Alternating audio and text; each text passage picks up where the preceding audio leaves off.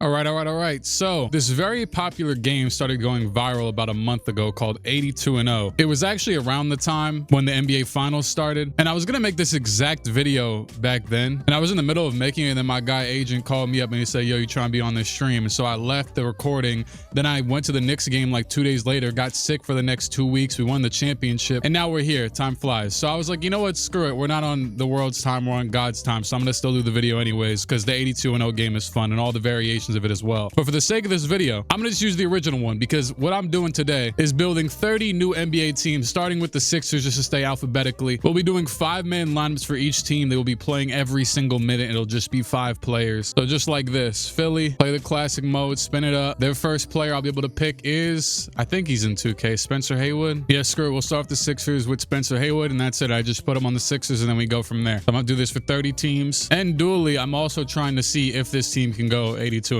So why not? Oh yeah, and of course too, it'll have to fit. I actually, yeah, with the positionally and everything. All right, Atlanta 80s. Of course, I could finesse the system. We'll stay ethical. You know, Moses Malone is also a great player, of course. He wasn't in his prime in Atlanta. There probably will be times in this video where I pick a player and amend him to be in his prime. But for now, we'll go Dominique Wilkins. Boston in the 2000s. Okay, this is interesting. I think it'd be a crime, shout out to Sade, if I did not go for Kevin Garnett here. And he's a player that I know I just said about the thing about the prime, even though I'll definitely be grabbing Minnesota KG for this. And yes, I'm going to do no duplicate players. So just one time. This is it. That's the only time I could pick KG. We'll put him on this team. But I think I'd be doing this team a disservice if I did not pick him. They need a guy like him. We'll put him at center. This one, Detroit. On all-time Detroit, I just checked. And I was tempted, you know, Grant Hill has some great stats. But we're going to go with the finals MVP, Chauncey Billups, because him and Grant are both the 93 overall anyways. And he's a good point guard. He played with KG for a smooth 3 seconds. So this team, this is a realistic, good team that's turning out this way. Oh, God. I actually genuinely have to check if any of these players are in 2K. But one other thing that I established in my mind that I forgot to say out loud is that I also would not be using any of the respin features because I got to build 30 teams. I don't want to like be fiending to make every team the greatest ever. I mean, although that's kind of the point. So I'm going to go with Jeff Petrie or Petrie, whatever. He's in the game. I just checked. He's an 87 overall. So this team, first one,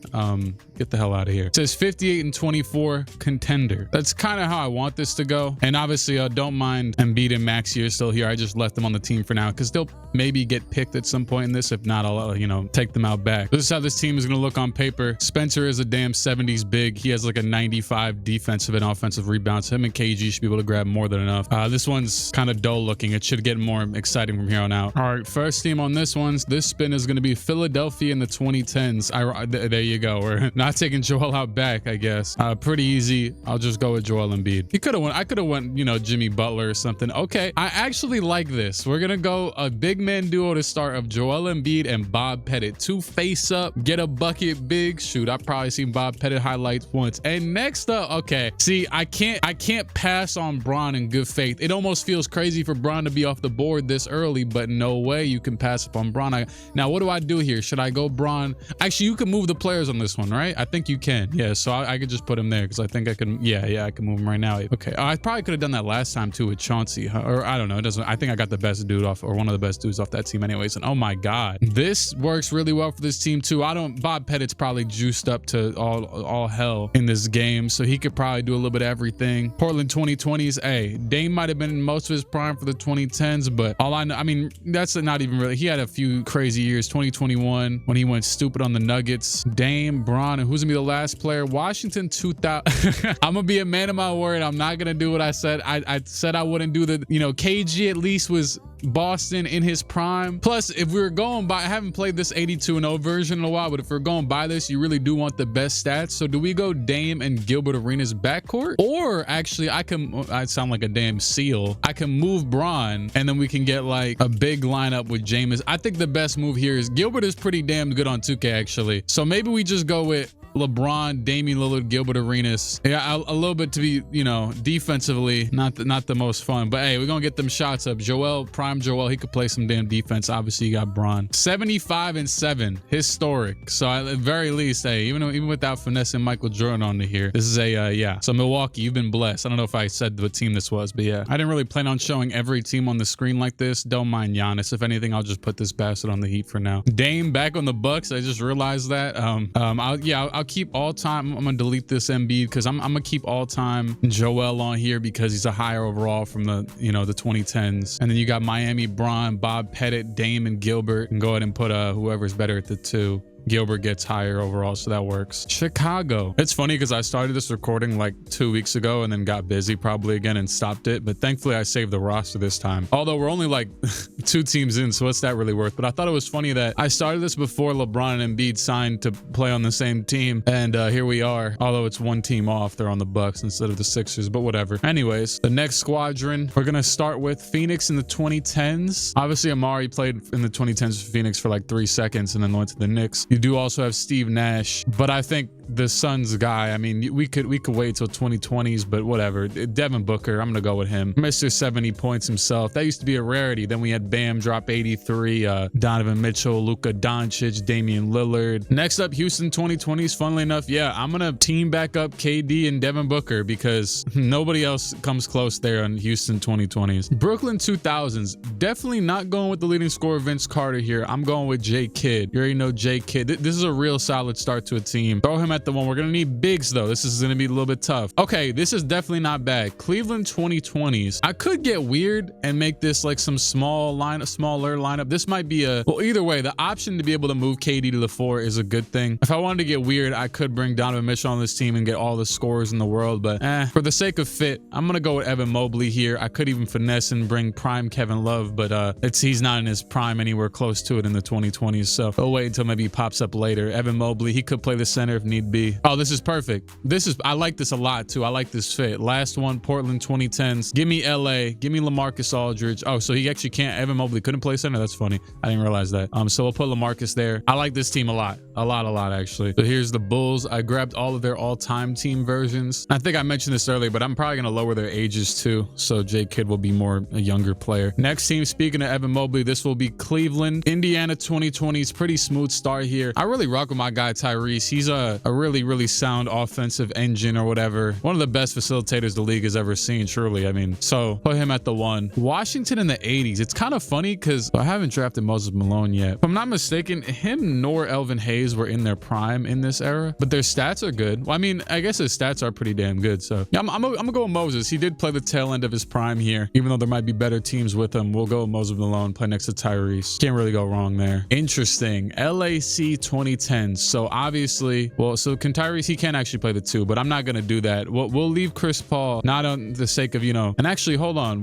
So they don't have, oh, that's interesting. They don't have Kawhi and, I'm not about to finesse Shea onto this team, but I guess they don't have, even though they started in 2019, they don't have Kawhi and PG. But either way, I think the right Clippers pick here, and man, Tyrese and Blake Griffin lobs. Look at how you make an Obi Toppin look. Did Obi Toppin get traded? I don't think so. I feel like there were just rumors for that. I'm gonna go with Blake Griffin. Him, Moses Malone, Tyrese Halliburton. Okay, this is pretty smooth. Portland 2000s. Let's not even overthink it. I'm gonna go with Brandon Roy. Put him at the 2 next to Tyrese. I feel like a good defender would be necessary here. We're not gonna get that, but we do get Vince Carter. And another, man, this is a high-flying team. I like this one as well. 60 wins. I don't really care about the wins. I'm trying to see how you play in 2K. That's crazy. Blake Griffin on the all-time Clippers is a lower overall than him on the 2013 Clippers. That doesn't make sense to me. I think it's the same age too. Don't mind that Donovan's still sitting here, but yeah, this is a damn good team. Next up, the Boston Celtics. I'm excited for this one. I don't know. I mean, I'm excited for all of them. And okay, cool. Perfect start. Really, Kawhi injuries, everything, but every Kawhi is kind of prime Kawhi, especially after last year was nuts for him individually. We'll go with him at the 3 for now. We could always move him. Pistons 2020s. We'll go Cade. No really need to think about that one. Interesting. Sacramento 2010s. Now it's basically just Boogie.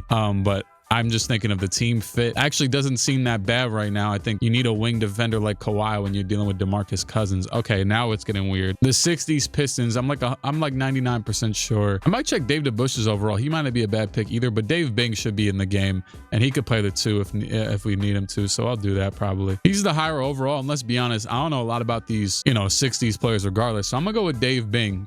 Pull him from the Knicks. I mean, I don't know why I said Dave DeBuscher. They both are named Dave. And last but not least, I could regret that too. I mean, we're gonna let's see who the last player is. It will be a Detroit 2000s. Okay. So obviously Chauncey was already picked. Got a few Pistons pulling up to this team. I'm gonna go with Grant Hill because, yeah, the spacing will be kind of from him, but I think they made DeBusschere one of the old white men that could shoot threes for no reason since he's just white and played in the 60s before the three-point line. Pretty solid squad. They're calling it a dynasty, I guess, based off the stats. All right, next one. It will be, speaking of Kawhi, the Clippers. Pretty easy pick here. Chicago 2010s. We're going to start off with MVP. Short-lived, but lived enough. Derrick Rose. Okay, Cleveland in the 80s. I'm probably going to go double check some of these overalls, but I wish I had an error respin to try and get, actually, Bron's already picked. What am I talking about? I guess we'll go with Big Brad. He's a 90 overall.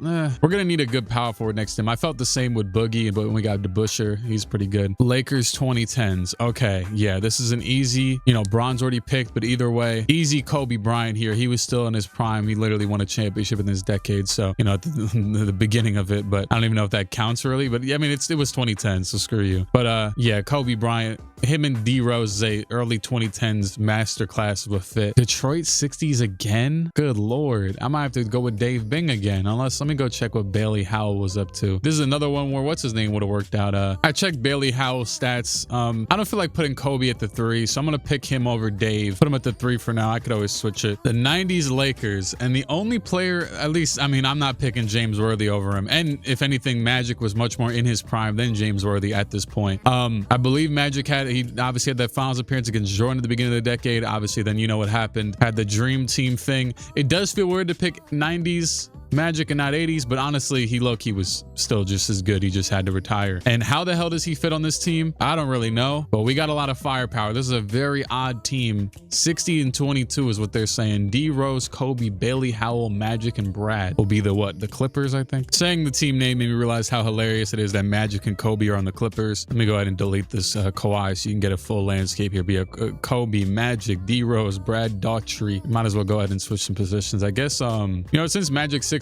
I'm putting him in a Bron role. I'm putting him at the 3, but keep Kobe at the 2. No, so here's a look at Boston with Cade, Kawhi, Grant Hill, Dave DeBusschere, and Boogie. I'll probably just go back all over all the teams once this is all over with. So yeah. Next up is the Memphis Grizzlies, former home of Demetrius, Ja Morant. The 60s Bucks. This is a horrendous start because you're just before the Kareem era, and they have like 4 play. Wayne Embry it is. I knew I seen this dude before. He definitely was not in his prime. I really don't care. This team stinks. So we're gonna go with Wayne Embry at center. He was a 90 overall in the all-time Hawks, or my bad, Kings. So a little bit of a savior there in that position. Oh my God. Okay, well, Wayne Embry can't play the 4, and we're not about to go with some 1980s lineup. So definitely no Dikembe Mutombo here. Aside from that, we'll go with Fat Lever. He don't give you the all-around stats. Next up is gonna be the Toronto 2000s. Vince Carter is already an active selection, so even though this team is off to an awful start and finessing T-Mac would be one hell of a decision here, I'll go with my little, we'll stay with the prime players. Chris Bosh, I like him though. He can space the floor and everything. Put him at the 4, whatever. Okay, much needed here. James Harden, hit the 2, the 3, the 4, doesn't matter. Put him on the squad. And lastly, yuck, Atlanta 2010s. You're stuck between a rock and a hard place here. Either you don't go for defense and go for some more bucket getting, or you get some defense for a dude who can't shoot. I'm worried a bit about Bosh and Harden on defense, so I'm gonna pick Josh Smith at the 3. It's gonna be funny, but yeah, screw it. Hey, look at those defensive stats. I was just looking at the DPOI votings. A few of the years Dwight won, Josh Smith was getting some votes, so here's how they look. Very odd team. Next up is the ATLians, the Atlanta Hawks. All right, this one will start off with one of their best franchise players. Well, for the Wizards, that is Elvin Hayes. He could also, I like that he could play the 4 and the 5, give some flexibility. And this is a perfect spot for it. Now, it's San Antonio 90s. Tim Duncan did win a ring in the 90s and already had stats this good out the gate. He fits well next to Hayes. I think it'd be a little bit of malpractice not pick Tim Duncan here over David. So I'm going to go with Timmy. Just grab his all-time version. Boston in the 70s. Really, shout out to Bob McAdoo. What was he playing on every damn team? He over-averaging 20 for the Celtics, but it's John Havlicek. Go with him. Formerly the all-time leader in most missed shots. That means he was out there getting buckets at the end of the day. I mean, hey, he was shooting for some reason. Memphis 2020s. I don't hate this. It'll be Ja Morant. We'll get Ja Morant prime. At least John Havlicek can shoot. I don't know. And lastly, now I could move. I didn't plan on putting Charles Barkley into the game for this video, and I still don't. Him or Reggie, I feel like sometimes they end up, I like putting them in the historically accurate videos, but for this one, sometimes they end up a little bit too overpowered, and then they don't even have faces. pieces. So I just feel like the ones that people make for them sometimes end up a little bit too good, even though they were great. But I think AI would be kind of funny here. Allen Iverson, put him next to Ja Morant. This is basically prime AI. He won his MVP at the top of the 2000s anyways. So they're saying it's a dynasty, and I like the little short backcourt pairing. This is a weird team, but high enough overalls where I think they'll be pretty dominant, or at least they could be. Next up is Miami. You know what? I'm gonna call it. I feel like D Wade's gonna end up getting drafted here. That's just a random thought. Okay. Starting off, I think, did Gilbert already get drafted? Yeah, Gilbert went first round, so, or whatever, something like that. I've been writing them down so I don't forget. And I've already said I'm waiting for, you know, prime Mike with the Bulls. So I just wanted to make sure Antoine is on their all-time team. So I'm gonna go ahead and take him, Antoine Jameson. Not a bad 4. He could also move to the 3 to have because he can, you know, shoot the ball. He's one of the top 50 scorers of all time, I'm pretty sure. I don't believe, and I'll double check later on maybe, but I don't believe D Mitch has been picked yet. Actually, I'm gonna just go to the all-time Jazz. Yeah, he hasn't. I'm gonna take him. That's my guy. Shout out Donovan Mitchell. Charlotte 90s. I think the easy pick here is probably Glenn Rice is their highest overall, but we need a center. I'm gonna go with Alonzo Mourning here. We don't need any more, you know, super duper bucket getters. Okay, I could be mistaken now. I'm definitely not picking Clyde Walt Frazier because he was not in his prime on this team. But Lenny Wilkins is probably the best bet here. Just about. Oh, I think I might have seen this earlier. Did they take Lenny Wilkins out of the game? I think they might have taken him out of the game. Yeah, at the very least. I don't think you could find him on here. All right, man. Campy Russell it is. Welcome to the team. That is going to be the small forward. Hey, they put us in hell with this squad. And yeah, the Lenny Wilkins, I'm pretty sure he got removed from the game because he passed away. Please, Campy Russell, can you? Oh my God, he can't move positions. Oh, you know what? Actually, this isn't that bad though. I guess we'll go with Clyde Drexler here because at least Donovan could play the 1. We could have had Hakeem, Alonzo, and Antoine Jameson, but I had to pick a damn Campy Russell, and so we're stuck. But Clyde ain't bad. I don't think Clyde's got picked yet. I'm gonna double check. At least it's something, you know. It's still a solid team. They're talking about, yeah, it's just a playoff team. You're probably right, but well, maybe not in this video. I don't know. Next up is the Charlotte Hornets. This is a bad era team to get the 2000s Blazers because Brandon Roy's already picked. Rasheed Wallace is never in 2K. While he's definitely not an all-time Blazer in any means, you know, he was still pretty much at the beginning of his prime here or whatever the hell. I don't know. We'll go with Zebo. Can't really go with anybody else. Maybe Sharif Abdur-Rahim, but so Zebo at the 4. Not a terrible start at all. And that definitely helps. Lakers 2020s. I think Zebo and Luka is a hilarious fit, and the team dinners will be outstanding. I did for a second I did consider going Anthony Davis, but I think Luka's a little bit too crazy in this game. I'm not gonna think too much about the him and Zebo fit and just go with them and see what we can do. Oh my God! Wait, did I pick KG yet? Yeah, KG was the first one. Damn. I consider Latrell Sprewell, but they got him at a damn 83. We're gonna go with Sam Cassell and run a little double guard thing. Oh yeah, and that's because Al Jefferson isn't in the game, so kind of got to do what you got to do. I'm gonna go with C Webb here. I looked over it. Overall wise, he makes a lot more sense over Peja, so it'll be kind of a weird fit all around here, but whatever. And the 90s, the Pacers. Yeah, man, we're going. That's definitely not prime Chris Mullin. We're going with Detlef Schrempf. I'm gonna take the shooting and I guess the 9 boards a game. So this is gonna be a weirdo team once again, but hey, at least I got a little shooter next to Luka at the 3, whatever. And Chris Webber's usually really good in this game, so I'll take. Okay, perfect start for. Let me go double check what team this is. Yeah, it's Utah. So Akeem, good luck. Sending him to Utah. I should have picked Vernon Maxwell. That would have been the real. That man Vernon Maxwell hates Utah. I don't know if I follow him on Twitter, but his whole Twitter feed is probably just hating on Utah. That's all I ever see whenever people. Okay, the Pelicans of the 2020s. I think there's just no way around going with Zion here. You just go Zion. I mean, yeah, just don't overthink it. You're watching the channel already. You already know how 2K Zion is. You go 2K Zion and Akeem. This might be real good. I feel like they could even figure it out in general. Okay. Indiana 2010s. I love Victor Oladipo, but this is a very obvious pick here. Paul George. Also too, with a team now that has, you know, 2 interior players, one of the best shooters really ever, obviously, based on percentages and everything. Interesting. Boston 2010s. Okay. So, I mean, Jason and Jalen, I'm imagining, are not very high up here on points for this decade specifically. I guess 2020s would be, you know, where we'd call their prime. I'm not seeing that I ever picked Kyrie, so I'm going to go with Kyrie Irving here. Paul George, a current Celtic. Kyrie, a former one. Paul George Celtic is still a funny thing to say. And we got a lot of positions you can move around here, so things could happen. And okay, wait, let me see, right? So can Zion play? No, he can't play the 3. Okay, then wasn't sure. The 60s Knicks. Yeah, I wanted to pick Clyde, but Clyde's prime is definitely in the 70s based off these stats that he's got down here, because I can move Kyrie and pick him. But yeah, no, I'm not gonna do that. What I'll do is, since I also can't get Willis because of that, low-key, I'm well aware that Richie Garrett Guerin sometimes a real hooper in this game. So we'll go with the old head Richie Guerin. Get a little, you know, old man presence to add to this team. And yeah, I mean, this is a beautiful squad. I like this team a lot. All right, next up is the Sacramento Kings. Don't know why I shout to Ben McLemore when that I was about to say maybe we get him here, but no, actually it's gonna start off. I think I'll probably go Tony Parker here because Tim Duncan's already been picked. Yeah, I shout to D-Rob, but he was out of his prime by this point, so I have to go with Tony, which I'm cool with. I rock with Tony Parker. You know, he was hitting them damn floaters back then. The 90s Bucks. This one's a little bit confusing. Yeah, I want to try and make an argument that I shouldn't pick Ray Allen here, but he played more years in the 90s for the Bucks than he did in the 2000s, and he's still in their all-time team at 2K at a 91 overall. His best years were at the beginning. Look, all in all, I think he could slide here because it's kind of the Tim Duncan thing again, actually. So I'm gonna pick Ray Allen. Started averaging like 20 at the top of the 2000s and then was off of the team by like 03 anyways. So okay, I'm pretty sure I just saw. Okay, this one's gonna be tough because pretty sure I already picked Moses Malone and Dominique Wilkins. We are gonna have to go with the man who played for mad long. Yeah, he's the high. I'm seeing from what I'm seeing, he's the highest overall out of most of these players remaining. Kevin Willis, the new. We'll start with power forward for this team. He played for like 22 years or something. I don't know. All I know he played until he was like 43. All right.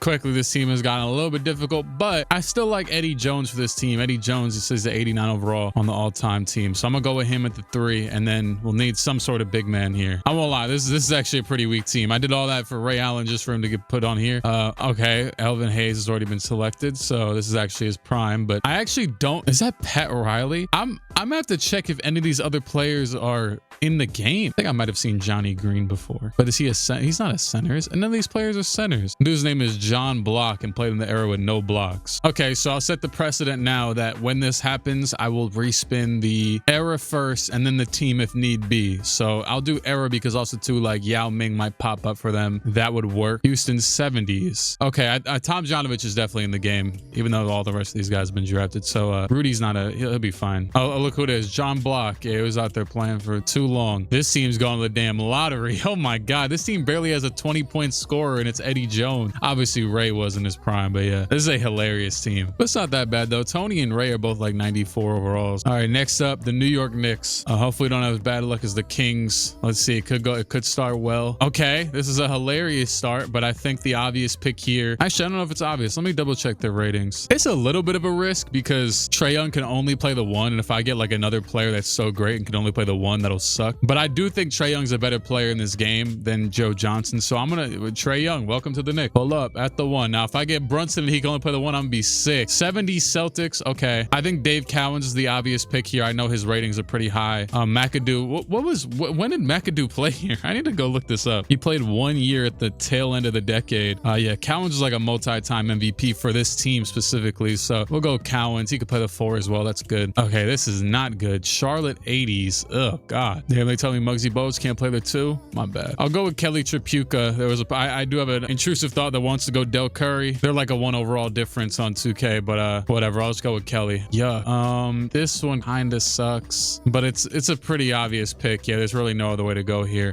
DeMar DeRozan from the 2020 Chicago Bulls. I don't like this fit on this team. It's not terrible though, and he can play a few different spots. So if this last pick can go a lot of different ways. But yeah, that 1 year of DeMar was pretty nuts. This sucks because Alonzo Mourning would have been cool. Wait, can Tripucka only play the... Tripucka can only play the 3 and so can Glenn Rice. That is... Oh God. And then we can't pick Tim Hardaway either. Steve Smith. I swear it's literally about to be Steve Smith. I see how this is going. Screw it. Another Hawks legend. Yeah, that's the only pick to be made here. All right, screw it. Steve Smith, Trae Young, Kelly Tripucka. Oh, guys, remember this is the Knicks too. What am I doing to my team? My ball club. I'd rather get the wide receiver to play for us. At least he had the Smitty move. Is Bill Russell not in this game? I swear Bill Russell's in this game, right? Because I don't think I drafted him yet, but he's not on the all-time Celtics. Is he not in this game? Is he? Wait, really? What have I been missing? Oh, there he is. Sorry, I completely went off topic because of that. You know that song when Buddy says, I ball like DeRozan, when I shoot it, it goes in? I strongly believe that's the worst song ever. I actually do. I remember when I was in whatever grade that was, I used to be pissed. Next team up on the list is the beloved Los Angeles Lakers. Oh boy, where does this one start? Phoenix in the 90s. All right, already established. Barkley wouldn't be a part of this, so I'm gonna go with Tom Chambers. That's just my personal choice. I mean, Tom Chambers or Kevin Johnson. I feel like this is the exact. They're both 89 overalls. You know, I'll stick with my first choice. I'll go Tom Chambers. Screw it. Okay. Spurs again, same era, and can't go Tony or Tim, so we're going Manu. And so the 2 and the 4 instantly recently occupied. No, not Houston. Okay, we already know from experience. Well, John McLaughlin is on the 1971 Bucks as a 74 overall. I just looked up, and I'm not picking no damn Pat Rock. So you know what? I'm gonna, just because 74 overall is kind of crazy, you might as well just delete this team. We'll do what I said earlier. We'll go era. I don't think there's any other players in this team that even exist. So we'll go era first, and we'll go to the 2020s. It's the Rockets. This isn't great, but it's not terrible because KD's already picked. I know it says John Wall stats are pretty good, but John Wall was not. I mean, he averaged 21 and 7. Give me John Wall, man. Yeah, look, his stats are too damn good for me to overlook this. This is probably his. They probably won 4 games this season, but I don't care. I want to see the John Wall Manu backcourt. This is gonna be an all high 80s overall team. Okay, well at least Kyrie and Bron have already been picked, so it's not like I could have went many other directions with this one, anyways. So Kevin Love, pull up, and yeah, I guess he'll be center, or I could pick Cav Shaq. Yeah, no, give me K Love. Shout out to Connie Hawkins. I was watching, I believe it's Connie Hawkins. I was watching that ABA documentary they put out, and Connie Hawkins was out there hooping, but I think he was like banned for a second from the NBA, and then the ABA let him in, and then he was hooping so good they had to let him back in the NBA. But either him or Walter Davis will be a fine pick here. That's actually not bad. Okay, from what I'm seeing, Connie Hawkins isn't even in the game, so we'll go with Walter Davis here. And yeah, I mean, this team isn't, you know, much to look at. But all right, next one, Magic, Orlando. Definitely going with the 70s Clippers. Going Bob McAdoo here. Set the team up right. I believe he won just a smooth 1 MVP. That's a great pick. We've been, you know, missing out on some players like that. And this is another one, actually. I don't think Alex English has been picked yet. Or David Thompson. That one could be interesting, too. I know David Thompson's a higher overall, so I'm going to go with David Thompson here at the 2. Him and Bob McAdoo, real bucket getters. Denver 2000s. AI's been picked, but speaking of bucket getters, I don't believe Melo has. So Melo, welcome to the team. This is a,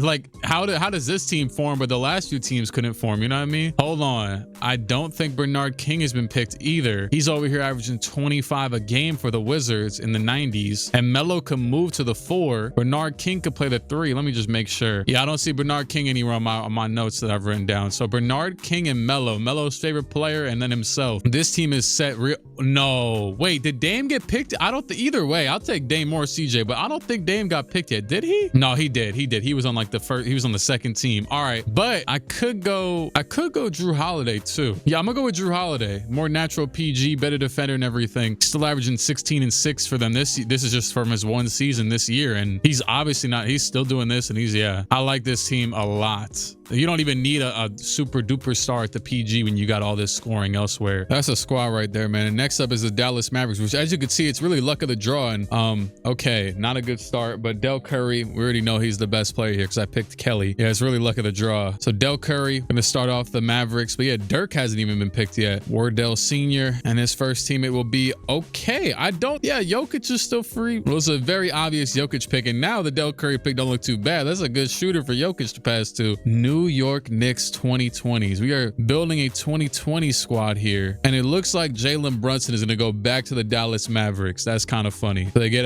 almost a new brand of a Dirk Nowitzki and Jokic, you know, a tall shooter. Jalen Brunson, Del Curry. Denver 2020s again. Sadly, can't finesse something to get him and Jamal Murray back together because of positions and stuff. But we'll go with current MPJ because MPJ was hooping this season, and obviously, you know, just his first year off the Nuggets. Him and Aaron Gordon are about a 3 overall difference. So I'll go with him, and then we're gonna need a 4 here without a doubt. Nothing else can be accepted. This team is playing no defense, but we're gonna go with Derek Coleman, the 90s Brooklyn. This team definitely needs another big man presence, and I just saw it said he had like a 70 something 3-pointer, so it's actually not that bad. This team is definitely better than 57 and 25. I'm not gonna lie. I don't care what the stats say. You got Jokic to run this ship. This is enough assets for him. He's got teammates, he's got shooters, he's got superstars. Next up is Brooklyn Zone. We're gonna be starting with the 2010 Suns. Question here is, so I don't think I've drafted Nash yet. All right, so I know last time I was here, I drafted Devin Booker.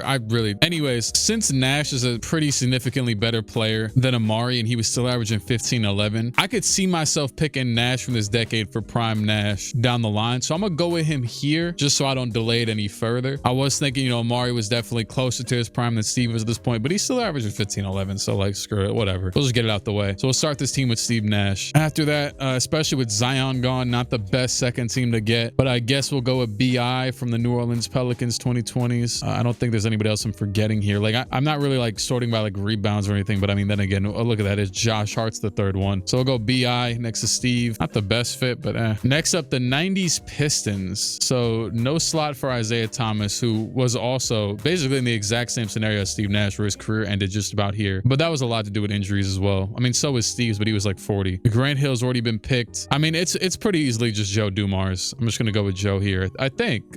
Oh yeah, you do have Rodman too. Let me check, because Rodman wouldn't be a bad pick. Now I know Steve Nash have to work real hard to get Rodman to score, but I kind of want to go Dennis here. I kind of want to go Dennis. Also too, because if I get the 90s Bulls, I'm definitely not picking Dennis Rodman. I'm waiting for that'd be crazy if damn, I'm like halfway through and still no Mike. Okay, the 80s Miami Heat is just a troll always. Good thing I went with Dennis Rodman, because I think I have to go with Ronnie Cycli here, and he's only like at 86, so whatever. Let's just get a good 2 and call it a day. Yeah, this really sucks. Clyde Drexler I know has already been selected, so it will be Isaiah Ryder to this team. I thought about it. I saw Drazen Petrovic really far down, but yeah, no, I can't do that. I just realized I could just click guard. Oh, don't worry guys, we'll pick Rick Brunson and put him at the 1. Yeah, I can't. I thought Terry Porter was gonna be a cop out, but can't get him because he can't play the 2, and neither can Steve Nash, right? Wait, can he? Can Steve Nash? Wait, let me click off. Oh no, I was just duping myself. All right, yeah, no. Welcome to the team, Isaiah Ryder. This team is a lottery team according to this. I guess based off the stats, yeah, it might be. Yeah, it might be.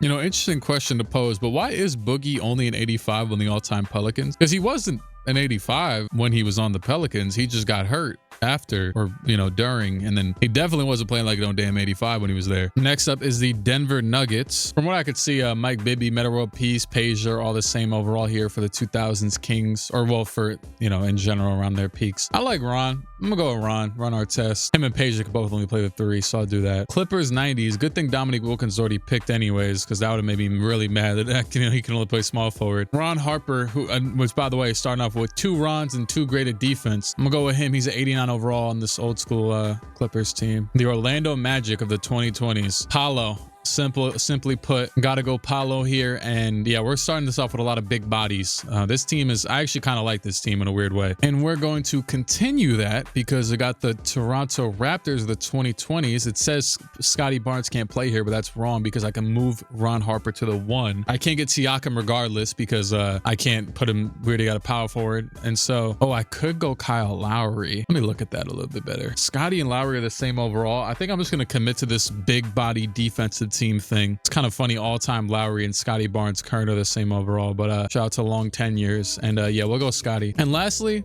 I don't hate this. Okay, so actually though, I do know could go Joakim Noah, Chicago 2010s. Joakim was definitely the better player, but you also got Pau Gasol, who had like his 1 or 2 years with the Bulls. I know he made an all-star team and he damn near was basically playing at his peak self. I mean, yeah, I'm definitely gonna pick Pau, because if I could swindle, you know, using a prime Pau, he kind of brings his team together pretty well. It's gonna be a slow body, half-court buckets, but really good defense team. Joakim, who has won the DPOI, would like, you know, tie that theme together, but let's get some offense going. I really like this team. This team is fire. This team is hilarious. It's time for the Indiana Pacers. You know, it's funny, I actually left this recording for like another 3 days only because I was recording, doing the drafting for like 3 hours, which I didn't realize was going to take that long. Utah in the 80s. I can't lie to you.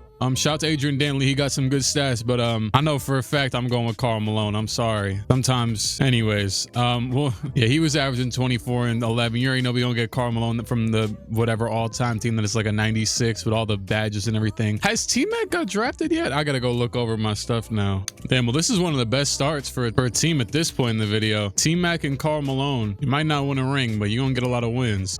Phoenix in the 60s. I mean, I don't even recognize another player on here, you know, and I know for a fact, Gail Goodrich, all-time Lakers. I don't even know if he's on the all-time. I don't really care. That's a good player right there. So go ahead and put him at the 1. We could also move them if we need to. Damn, this is going really well. Bob Lanier, all-time Pistons, 70s Pistons specifically, pull up to the team. That's a good center. Got a couple lefties on the squad. And lastly, interesting. All right, so I'm pretty sure I can move because KD and PG are both already picked. Melo also is picked, but although he is far from his prime, I could finesse some Victor Oladipo stuff. With that being said, though, I'm pretty sure sure T-Mac has to be able to play the 3, and then Gail Goodrich can play the 2, and then we could draft Russell Westbrook. And this is just a damn super team. I mean, damn, 70-12 dynasty for the Indiana Pacers. That's kind of funny because I was going to say, is Gail Goodrich on the all-time Suns? I could go check, but he only played there for 2 years in between 2 Lakers stints. Next up, the New Orleans Pelicans. Not much history to that team, so we can be building it right now. And boy, yes, we are. Wilt Chamberlain is the first man they land on. What a fantastic player to start your team with. 2000 Minnesota is tough because we already know KG's been drafted. I even drafted Sam Cassell. It says Terrell Brandon's an 87 overall in the all-time Cavs, so I'm gonna go with Terrell Brandon. Screw it. Okay, Atlanta 2020s. I think this is fair play. Jalen Johnson. I just made sure to scroll through because not a lot to see at the top. I mean, you can get DeJounte Murray or CJ McCollum, who's played there for all of 3 seconds. So, you know, current Nikhil. But I think Jalen Johnson's a pretty safe pick here. Put him at the 4 for now, I guess. Orlando in the 2020s. Paolo got drafted, but either way, I'm cool with Franz here. Franz Wagner. We're gonna have a real rim running team. That's an insane fast break. Him, Jalen Johnson. Oh damn. Well, actually, Bernard King's been drafted anyways. Is John Williamson in the game? I might actually have to. Yeah, I think I'm gonna have to respin because I can't move positions here, and I don't think any of these players are in this game. So I think I was doing era first last time, so we'll do that. All right, I guess we're going with a small backcourt here. Vince already been drafted. Shout out to Devin Harris, but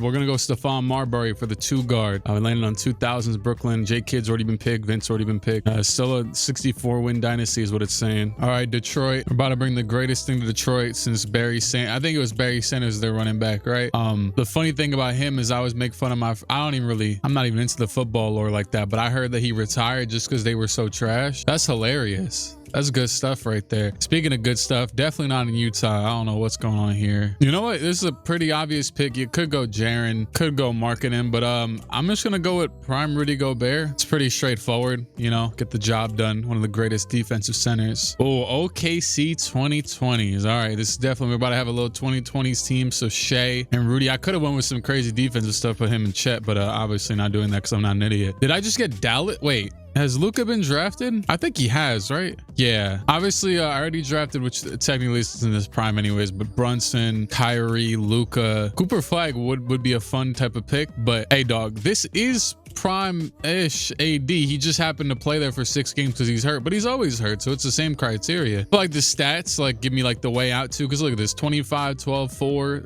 a steal, 2 blocks. Anthony Davis, welcome to the team. I know Dale Ellis at one point was damn near averaging like 30. I'm pretty sure this isn't prime Dale Ellis. Prime and Dale Ellis is on the Sonics, but either way, I'm gonna just go with big dog Glenn Robinson. Put him at the 3. Why not? A little cop out. Ray Allen got drafted earlier, so you know. Lastly, Indy 2000s. Not the best. Definitely, I'm not going to swing this as prime Reggie. Well, also Reggie's in the game, so there you go. Forgot about that part. From what I could tell, Jalen Rose is probably in the game, but he's not in the rosters because they took him off the all-time Pacers probably for like Halliburton or Siakam or something. So sadly, this team is going to be rounded out by some pretty mediocre wings. Shout out to Steven Jackson though, but yeah, we're going to put Steven Jackson at the 2. Best version of him is like a 80 something, 83. Fit wise, not bad. It just wish could have been better overall wise. Shout out to Stevie Wonder, man. I'm listening to some Stevie Wonder right now. I heard he gonna drop a new album, so I just gotta shout him out. Next up, we got the Toronto Raptors. Shout out Toronto. They got, man, that accent. Every time I see a video making fun of the Toronto accent, it's always a good time. 2010s Kings is almost never a good time. I think this one comes down to either De'Aaron Fox or Kevin Martin. I know Fox is, I mean, his stats are pretty okay, but he put like half of his Kings career in this decade, a little less than half. But anyways, I think it's valid enough. They're actually the same overall, and De'Aaron Fox isn't even on the all-time Kings, so I'd have to use his current Spurs, which you know how that's been going. But I'm still gonna pick him though. Although, ooh, Kevin Martin, you know what? Actually, I'm switching up because Kevin Martin can play the 1 and the 2. I feel like that could be interesting. Keep some options open. They're the same overall anyway, so screw it. And I rock with Kevin Martin. So you know what? My whole entire philosophy just changed. Screw it. Why not? If they had like an all-time Fox that was like a 90 overall, I would have picked him for sure. But they only have the current one on the Spurs, it said. So I was like, screw it. I'll definitely take the easy pick here. David Thompson's already drafted, so we'll go with Dan Issel. I remember him being able to shoot on like 2K19 my team, so I gotta respect him for that alone. Miami 2010s. Okay, I've actually been waiting for D-Wade to get drafted and a few others. I know D-Wade's prime was the 2000s for sure, but this is good enough. He won 2 rings in this decade, and Bosch and Braun have already been picked up, so we'll definitely go with Mr. Wade. And I like his fit next to Martin a lot better than his fit next to Fox, so we'll deal with that. All right, this is a tough one right here. We got Atlanta in the 90s. Dominique Wilkins already picked up in round 1, so, and Kevin Willis even picked up. So it'll be Danny Manning, his stats are still pretty decent here, and he's on the all-time Clippers, so that's a bit of a cop-out.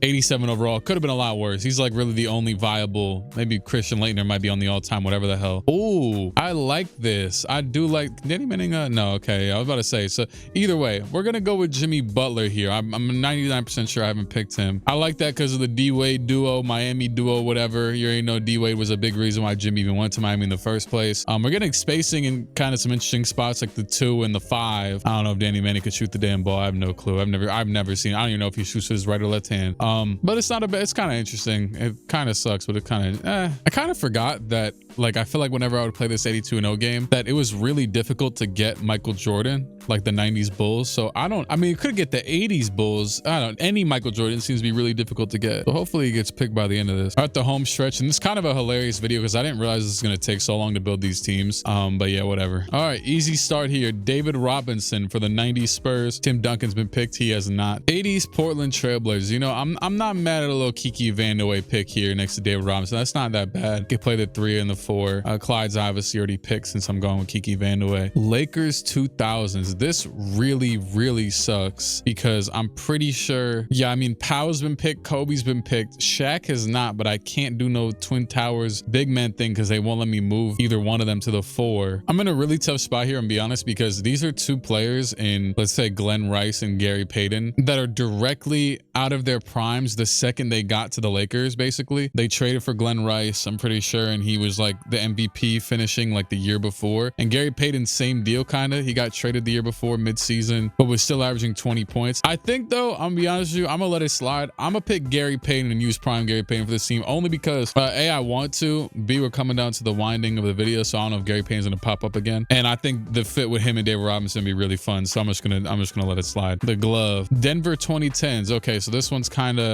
will probably be just, oh, Iggy was in his prime for sure at this point. He just was only here for 1 year. But actually, I just looked and there's no good Iguodala's in 2K. The highest is an 82 overall. So yeah, I'm pretty sure Melo and Chauncey both got drafted. We'll go with Jamal Murray here. This is cool. This is fine. Like a 90 overall damn near right now in real life. So who's gonna be a small 4 for this team? New York 2020s. Interesting. Yeah, this is actually though, hold on. Kiki Vandeweghe, I forgot I moved him to the 4. That opens up the opportunity for Cat to be the 4. And with the way this video is, it's a lot of double bigs and all that type of stuff. And also just overall wise, I gotta go with Cat over OG just because he's a big bastard, 90 some overall. And you already got Gary Payton on the perimeter anyways. Him, OG, and Dave Robinson be crazy, but let me get Cat at the 4, man. I don't give a damn what the record says. Then again, we're using weak Gary Payton. Yeah, this is a fire team. Yeah, I actually like his fit with this team a lot because the team might struggle a bit with scoring without him. I mean, you have next up, speaking of David Robinson, is the San Antonio Spurs. Yeah, we're gonna start them off with Jermaine O'Neal from the 2000s Pacers. Shout out to Jermaine O'Neal. Get you a bucket. Malice. Anyways, you know, 2020's Cavs is kind of funny. I was about to like try and finesse Harden maybe and say, oh yeah, whatever, close enough. But he's already picked. Donovan's already picked. Mobley's already picked. So I guess we're going with Darius Garland. And I'm cool with that, honestly. He's pretty good in this game, so they'll be straight. Ooh, Los Angeles Lakers 1960s. I'm actually torn between Elgin or Jerry. Obviously, Wilt's already been drafted. I'm gonna go with Jerry just because if you have any concern with Garland, I think Jerry also might translate a little bit better as the better player in this game. They're low-key, from what I remember, they're both pretty good out here though. So anyways, Toronto 2000s, another tough one because, okay, yeah, screw it. We haven't seen, obviously Jalen Rose not in the game. Chris Bosh, Vince Carter, T-Mac have all been drafted. We haven't seen a Shawn Marion appearance, I don't think. I'm gonna double check. Yeah, I'll go with Shawn Marion here, which I actually really like that for this team. He definitely was not in his prime, but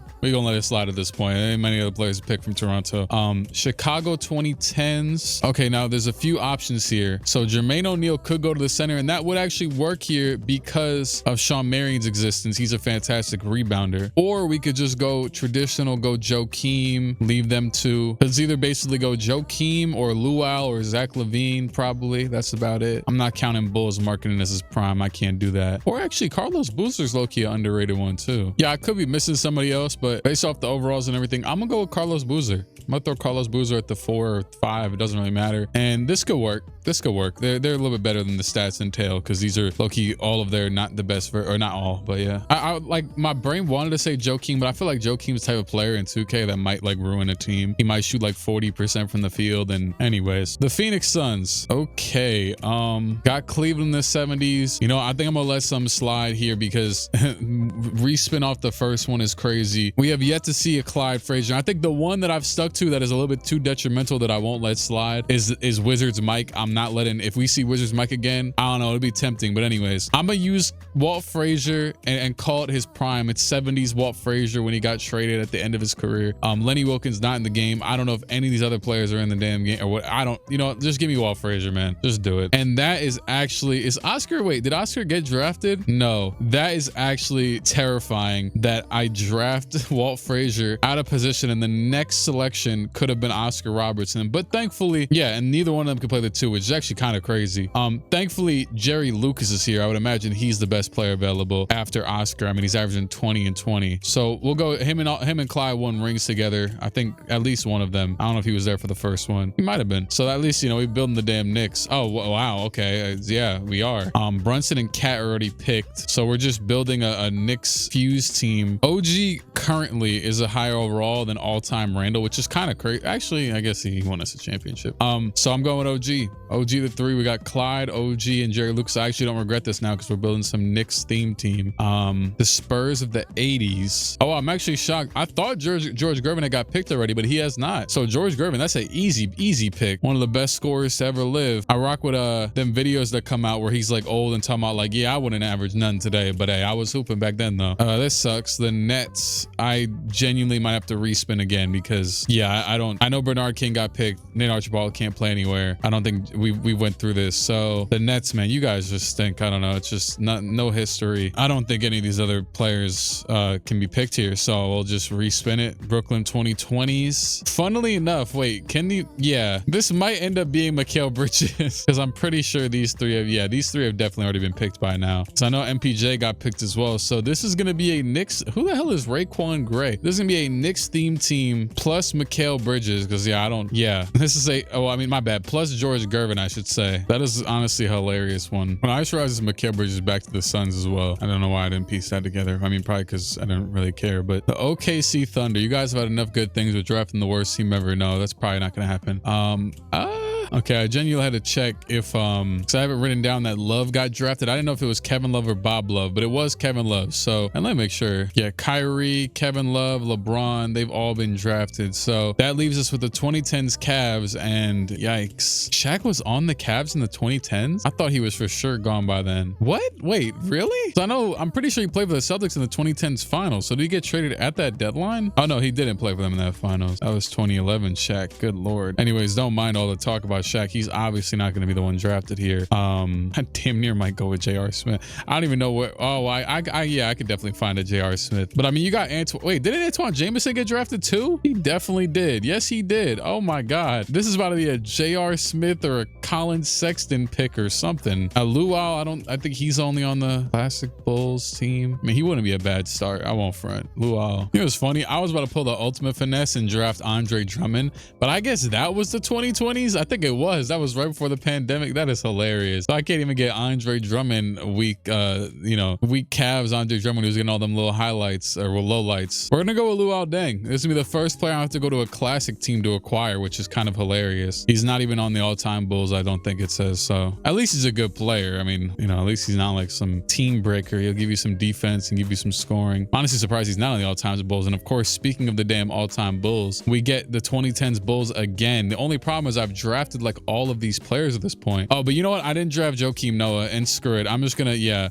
sorry, Zach LaVine. I keep passing up on Zach LaVine, but Joakim's a high overall. Screw it. And I got to draft now that I got Luau, so whatever. We're about to do a damn Bulls team on the Thunder. Knicks 2010s. I'm about to say Derrick Rose. Obviously, I could have just drafted him 3 seconds ago, but no. This list is like a crime against humanity. But no, but I do have a very obvious name in mind. We definitely saw Prime Amari on the Knicks for all of 3. He's actually on the all-time Knicks team, and Porzingis is not. So we'll go with Amari here. Pretty obvious pick. Little 2010s team going on. And boy, oh boy, do I wish I picked Zach LaVine instead of Joakim Noah, because we could have had Kareem, who is another guy that has not been picked. I didn't even really put that together. Yeah, Magic got picked alongside Kobe. Remember that. So that puts us in a weird spot here. Is it gonna be Byron Scott, or is Michael Cooper out here? Yeah, that's really it. I don't even know if they're what teams they're on, or they're definitely not. I don't think they're on the all-time team. Maybe. Okay, thankfully an 86 overall Michael Cooper is on. I will say we got some good defense and Amari Stoudemire. I know it says he's averaging 9 and 4, but I mean, when the hell else is Mike Cooper gonna be in his prime? I don't know. I used to love Michael Cooper in 2K. Give you some good defense and whatever the hell else. And lastly, Dallas of the 90s can't move anybody, so need a point guard here. And shout out Jason Kidd. Here they got drafted, although this definitely isn't prime, but who really cares? But it's gonna have to be Derek Harper, who has his jersey retired for this team. It could have been a lot worse, honestly, especially since we're locked here to get only a PG. Fat lever. You already got drafted anyways. Steve Nash got drafted too. Anyways, this team, yeah, on this, it sucks. I mean, we got Cavs, Luol Deng. This team does really just suck. Let's just call a spade, but it'll be funny, I guess. All right, getting close to the finish line here in Minnesota. Perfect start. I actually just saw this dude on the main roster. I was like, damn, I wonder when he's gonna get picked. Or I wonder if ever. Victor Wembanyama is gonna start off the Minnesota Timberwolves team, which Spurs were like 2 teams ago, so not the best luck there. Ooh. Wait, can Victor not play the 4? Oh my God. Victor and prime Kareem would have went so. No, I might have to amend it, bro. This is Oh wait. I'll just give him Oscar. That is so annoying. I feel like Victor or Kareem should be able to play the 4. And I know Oscar was old. I don't care. We're bridging that gap. So it'll be prime Oscar, prime Victor. Plus he got a ring over there. I was talking about Dale Ellis earlier. Here he is averaging 26 points. But Edie's OKC, or Seattle. Yeah, I'm not gonna lie. Dennis Johnson was a little bit different. I'm gonna go with Dennis Johnson here. Put him next to Oscar. Not gonna. Victor's gonna be doing all the outside shooting on this team. Ooh, that kind of sucks. Devin Booker cannot. Oh wait, I already picked Devin Booker, I think, and I just picked Amari. So not a lot of options here in Phoenix. Oh, this one's gonna be tough. I mean, this Grant Hill is way. I'm not even gonna pull that one off. That Grant Hill is way too old. And then I already picked Mikhail. I honestly could have. That would have been one of them ones too that I could have went with. But well, actually, wait. I'm looking right at Jason Richardson. That one works fine. He's averaging 17. That's enough for me. That's good.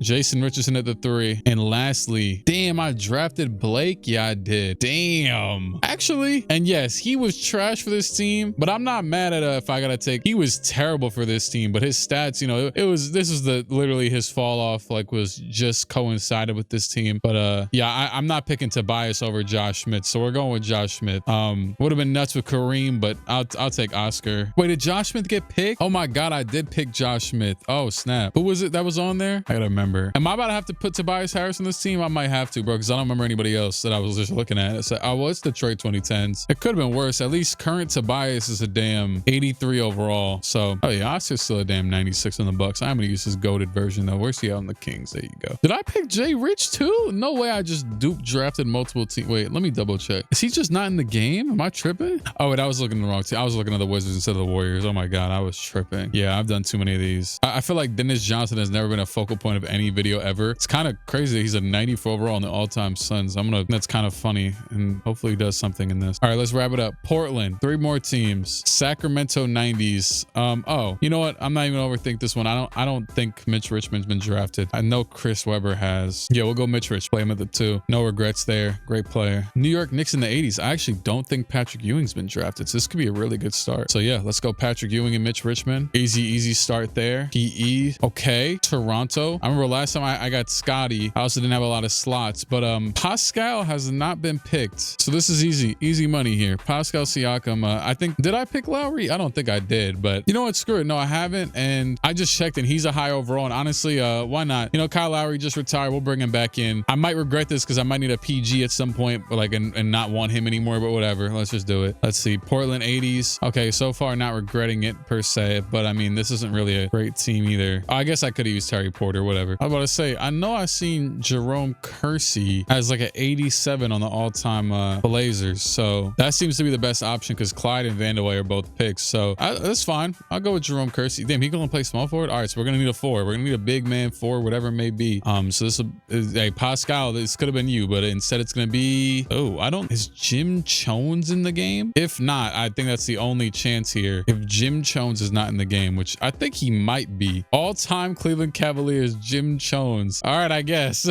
We got some weak wings, weak forwards, but just compared to other teams, it said he was. If he isn't, then whatever. Let me go see Jim. Look at Jim Jones. Ironically, we didn't get Patrick Ewing help again in his next lifetime. Nah, I'm just playing. Kyle Lowry, Mitch Richmond's not that bad. All right, Golden State Warriors, nearly at the end here. Golden State, you guys have had enough good things in life, and they're going to be starting this off with one of the probably players that can translate best. Yeah, Pistol Pete has not been drafted, so it'll be Pete Maravich from Atlanta. Now to Golden State. Okay, the 2010s Hornets. So honestly, I just seen Kwame Brown. Honestly, bucket getter team only. Gotta go Kemba Walker. Gotta do it. Also, I mean, Gerald Watt's like an 84. I already drafted Steven Jackson, and Al Jefferson. I don't know if I said this once again. He's not in the game. So yeah, he's not in the game. So I'm gonna have to go a Kemba Walker, Pete Maravich backcourt playing no defense. Speaking of no defense, oh my. Okay, so I think I passed up on Joe Johnson earlier in the video for Josh Smith. That's why he was not available. I'm gonna go with Joe Johnson. Oh, we're still not playing it. We're still just getting straight buckets. Honestly, whether I choose Joe Johnson or Brook Lopez, Nets Brook Lopez, just straight buckets. Wasn't playing defense anyways. So we'll go with Joe Johnson. This team will be, oh, is Bird available? Damn, Larry Bird has not been drafted. So the power forward for this team, another bucket. He could play defense, but another bucket is going to be Larry Bird. I'm definitely picking him. There's no way I'm picking anybody else. And lastly, a center. Oh, Victor would have been perfect for this team, obviously. Am I really about to force this team into Jakob Poeltl? Is that what's about to happen here? Or do we all want to campaign for that? I mean, screw it. We'll play by the rules. I guess Jakob Poeltl. Let me click on center real quick. Is there anybody else better? Not really. No, this team is, yeah, Victor was the savior of the current day Spurs, definitely. Who could I have picked? Oh yeah, I could have picked Brook Lopez, and then we maybe could have got like DeRozan, or I don't know if he's been picked, but DeRozan or somebody else. I guess Keldon Johnson would have been that good. So, oh, Dylan Harper played a 3. Damn. Current Jakob Poeltl is an 80 overall. I guess. Screw it. We'll go with it. Jakob Poeltl, San Antonio. He exists. That's always been the rule this whole time. And you got to pay that Jakob Poeltl contract, man. Damn. I do all that. Last team up, the Great Washington Wizards. Actually, I said I wouldn't allow Wizards Jordan, but since it's the Wizards themselves, okay, bro. Oh, Nate Archibald. I guess we could pick Nate Archibald. Yeah, Nate Archibald, 94 overall. That works. Cool. The 70s Wizards, I know that his stats aren't up here for some. I mean, did Wes Unseld really fall off that bad in this decade? Like the entirety of it? I don't know, but I'm picking Wes Unseld. I don't care. I'm picking Wes Unseld. He's a damn 94 overall too. So about to have the real old head team here. Oh yeah, that's definitely what it's looking like, because this is just all the rejected old heads. And hey, there's still a spot for Mike if that's what he wants. So we'll go with Adrian Dantley real quick for although, oh yeah, no, I guess John Stockton couldn't even fit on this team regardless, because we already have a PG. I know John Stockton, no way he is shooting guard on this card. Boston 80s, sadly Larry Bird, I cannot put you here because you've already been selected, but this is a pretty smooth, oh look, it's a double Pete. Oh wait, no, it's from the last draft. Kevin McHale, yeah, welcome to the team. And lastly, Denver 2010s. Yuck. I guess we're going to the classic teams to grab Andre Iguodala. You know what, actually, I could always come back and pick Iguodala. I just want to see, if I was to flip era and team, is there any way I would possibly land on Michael Jordan? Just imagine I picked Iguodala. Hold on, 80s, Chicago. Oh, Charlotte.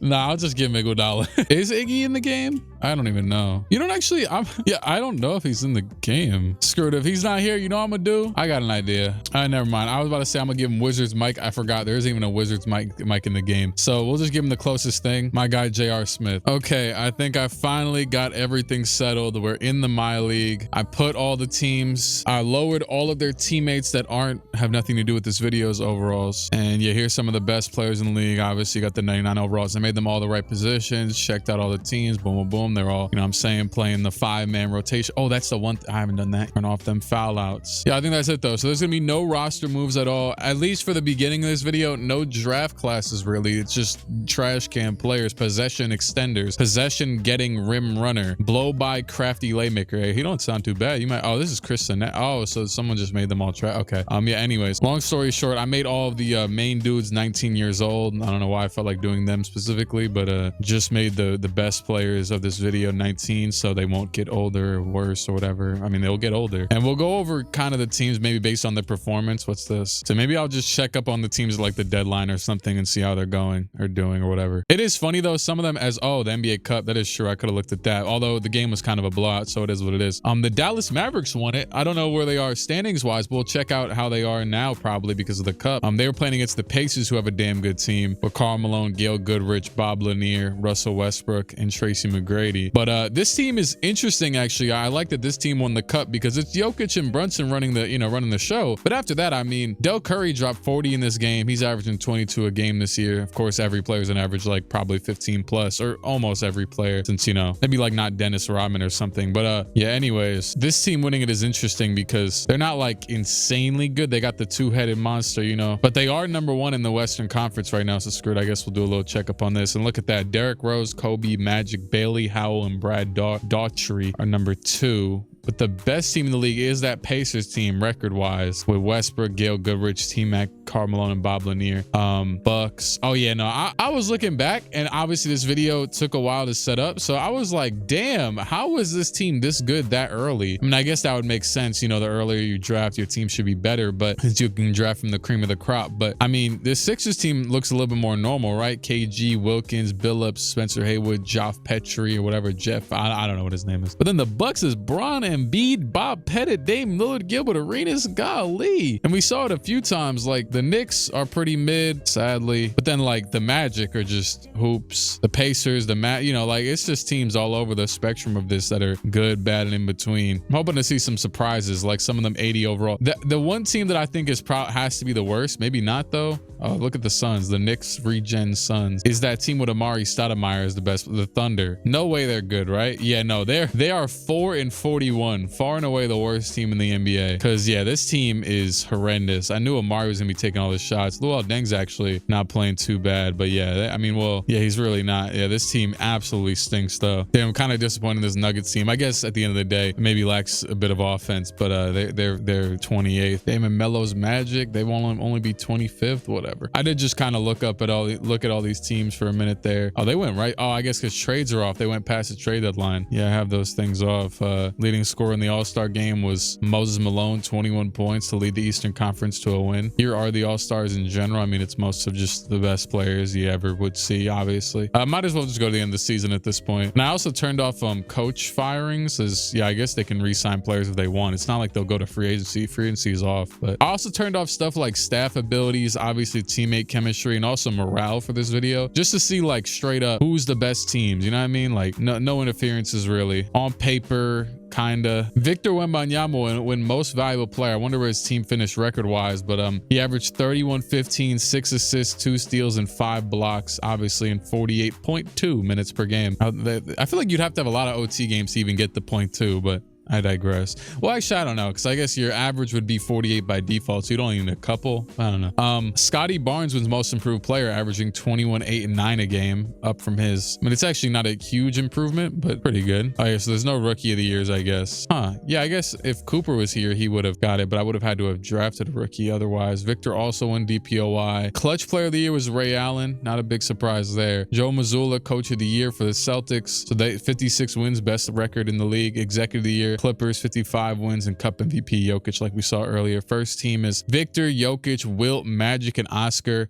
Second team, James Harden, KG, Luka, Russell Westbrook, and Steve Nash. Third team, Chris Webber, David Robinson, Shea Gill, LeBron, and Pat Ewing. And then the defensive team, shout out to Evan Mobley, Dave Cowens, and that's about that. Oh, you're right. So we got the play-in game. So, you know, we'll do the play-in game first and then go over the standings of who missed it or whatever. Yeah, screw. We'll see if there's any good hoops here. So this matchup right here, as you can see, is Tony Parker and Ray Allen's team against... Oh, yeah, I thought this team was going to be way worse because they had Kevin Willis, but they're like a 9th seed, so that's not that bad, actually. And then you got Patrick Ewing, and this team too, actually, with Jim Chones, Patrick Ewing, Mitch Richmond. It's not that bad, but I thought maybe some of these teams, I was interested to see how impactful it would be to have some weaker players. And wow, I nearly just fumbled this and didn't jump in, but let's jump in. 45 seconds to go. Oh, I have fatigue on. See, hey, everything yeah, a lot of things happen. I'm like, yo, why are they so tired? Why? Oh my goodness, Eddie Jones. Hold on, he might still give you a bucket. You know, I'm gonna leave it on for now though, just to finish out. Let them be tired as hell. Pass down to Kyle Kyle Lowry layup is off. Rebound. Hey, look at the board though. Is that Jim Jones? Jim Jones with the rebound and the putback. Yeah, let me go turn fatigue off. I mean, hey, at least we didn't have to watch none of it and every player was on the same playing field.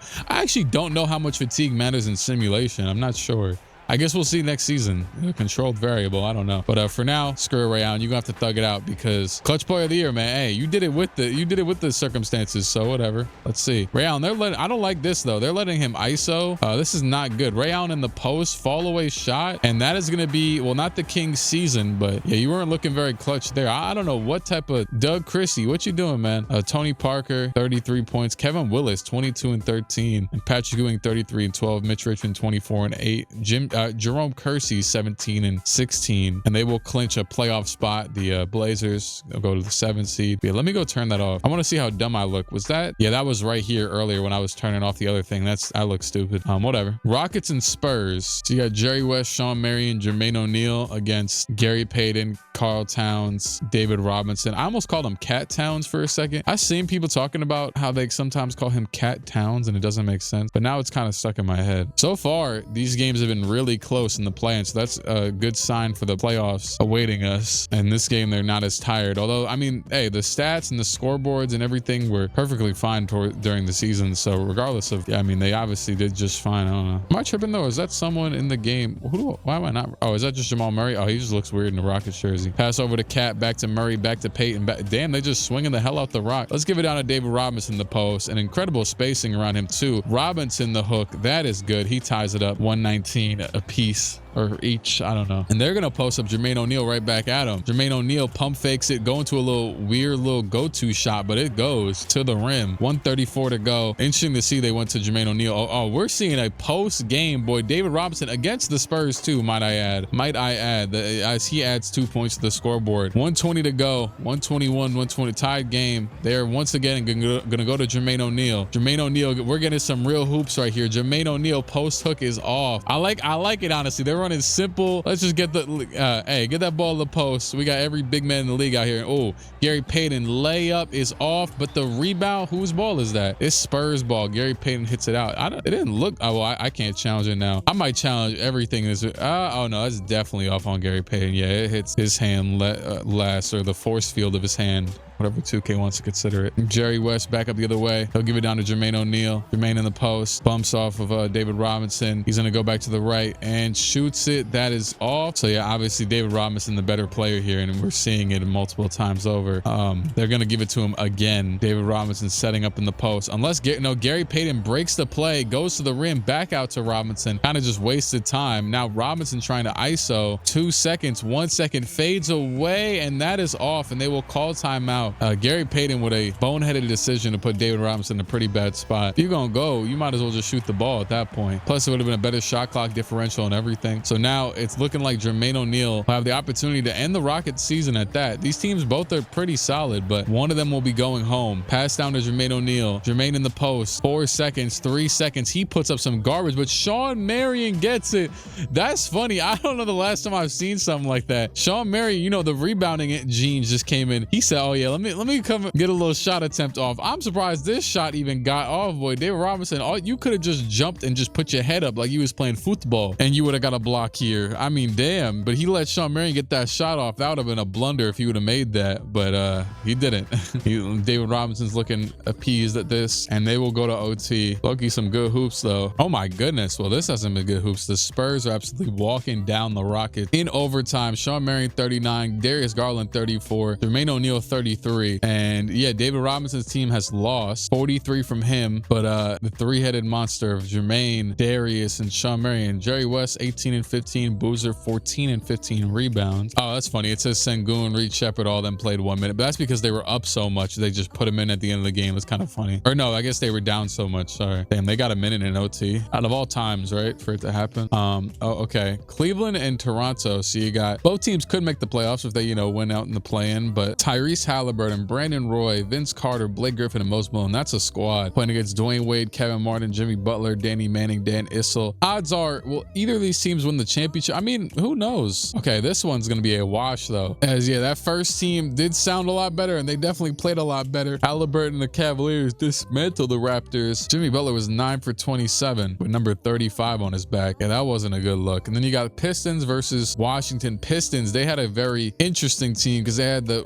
bit weaker wings compared to this, you know, group of players. Steven Jackson and Glenn Robinson with Shea, AD, and Rudy Gobert. So it's just a weird mix. And then the Wizards actually same-ish deal, but not really. They got Nate Archibald, Adrian Dantley, Kevin McHale, Wes Unseld, but J.R. Smith to round it out. I feel like you could definitely get away with just one 80 overall player. Screw it. I'm going to jump in again because these games have actually been kind of interesting. I'm interested to see how, oh wow, it's going to be Shea against Nate Archibald. I'm not going to lie to you. I don't think changing matchups isn't really in the cards for the, oh, he's wearing 18. Ugh. Shea to the post. He gets doubled back out. Big dog Glenn Robinson. The three is good. They will tie up the game. I mean, I could change some matchups, but actually you don't really, who's that at the three? Adrian yeah, I mean, the Wizards just, they don't have a lot of good perimeter defenders, at least tall ones. J.R. Smith is running the offense for some reason, and Kevin McHale setting the worst screen you'll ever see. Adrian Dantley doesn't want to shoot the three-pointer, so he'll go to his bread and butter, get in that mid-range area. Floater, Adrian Dantley bucket. He's got 35 points on over 50% from the field. Now Nate Archibald will try and stop Shea again. He gets doubled again, back out to AD. Good double there from McHale to get back. He'll double again, but that is a bucket. Yeah, he might be, I mean, he's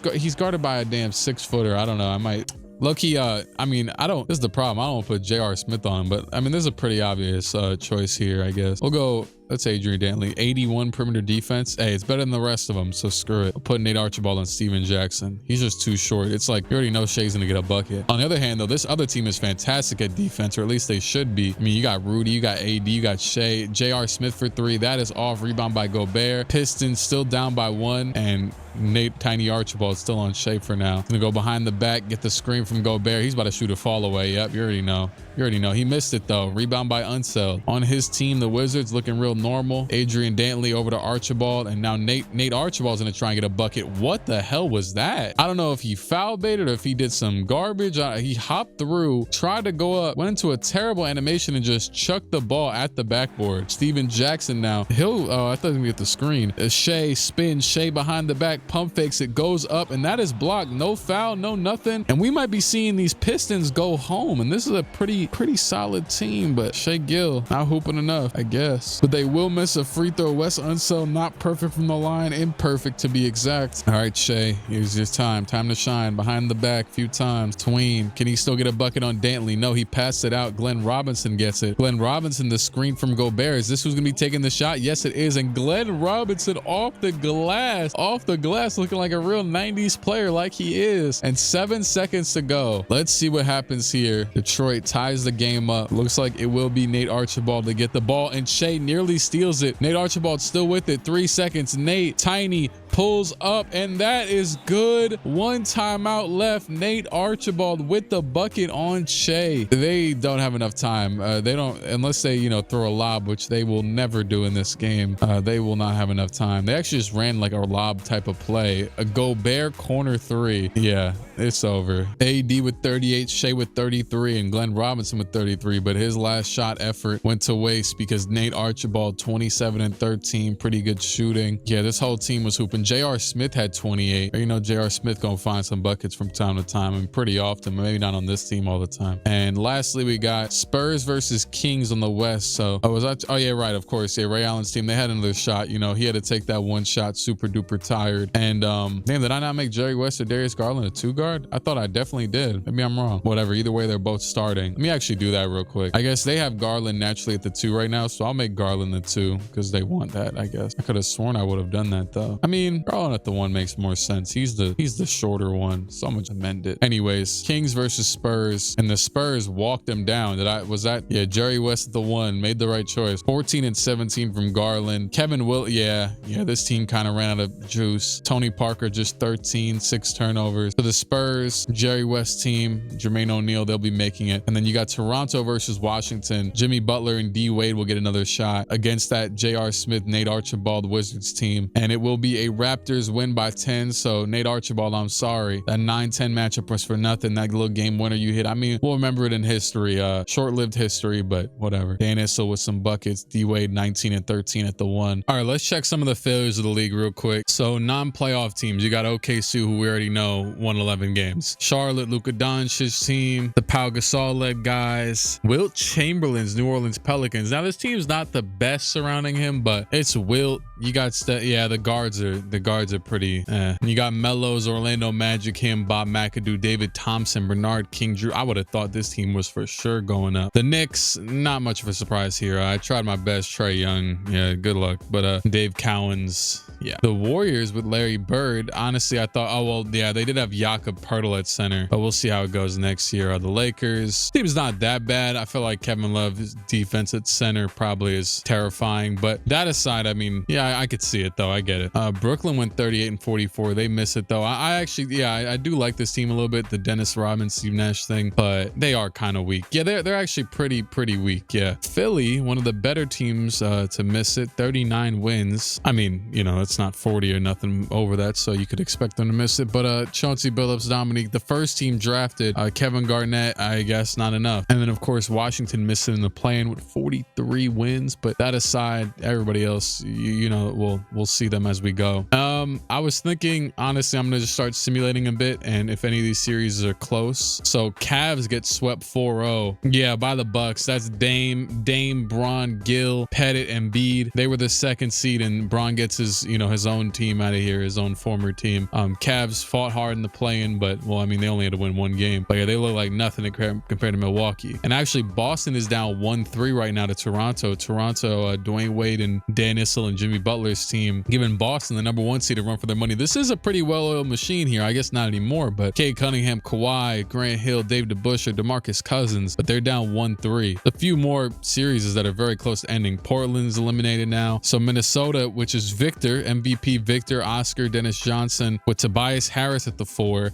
they advance, defeating Patrick Ewing and Jim Jones and Mitch Richmond. Yeah, that. The Bulls, the Heat. Okay, yeah, there's gonna be a few of these ending in 5 games. I feel like if that's the case, then you know it is what it is. But Indy, actually, I do want to check some real quick. What was like the highest scoring game this season? 61 by Pete Maravich. Shout out to Pete Pistol. I think they're definitely out here in the playoffs. They might have just lost. Who knows? And well, the Bulls, which is Devin Booker, Jason Kidd, KD, Evan Mobley, and LaMarcus Aldridge, they lose in 5 to Russell Westbrook, T-Mac, and Bob Lanier and Carmelo. That is a good matchup though. I won't lie. And then Atlanta, John Morant, AI, Tim Duncan, John Havlicek, Elvin Hayes. They'll be moving on to round 2 as Donovan Mitchell, Clyde Drexler, Alonzo Mourning. Yeah, that other team is kind of nuts. There's only one series that's actually tied right now. So aside from, I'm going to see what the hell else happens. Spurs eliminated. They were the 8th seed. Jermaine O'Neal and company and Jerry West, they're going to lose to Kobe and Magic's Los Angeles Clippers and Derrick Rose. Boston's trying to fight back now. Some of these series are getting closer, so I might check some of them out. Utah against Dallas, and it is going to be Dallas ending the series actually, as Hakeem Olajuwon, Kyrie Irving, Zion, Paul George are going to be going home, while Jalen Brunson and Nikola Jokic and Derek Coleman will advance. So yep, Hakeem loses to Jokic. It's a pretty good matchup. If anything, the Jazz did have the better overall team, but Jalen Brunson, man, you know what he does. Phoenix versus Memphis, pretty cool matchup. You got that fake Knicks team with the 4 out of 5 players being Knicks plus George Gervin playing against Chris Bosh, Wayne Embry, James Harden, Fat Lee. But this team's kind of boring, but screw it, James Harden's over there, so whatever. And it looks like that Knicks team is going to close it out. Yeah, 149 to 130. Wayne Embry with 38 in the loss. 24 plus from every player on the Suns. And Boston, the #1 seed, down 2-3. Their team is really nice. Kawhi playing against his current team in real life, you know, back on Toronto, which is still insane to me. And screw it, Boston season the line. We haven't watched any first round games, so we'll go ahead and see if Boston still got some in them. It's gonna be D-Wade against Cade Cunningham. That's actually a pretty interesting. That's a pretty fun matchup.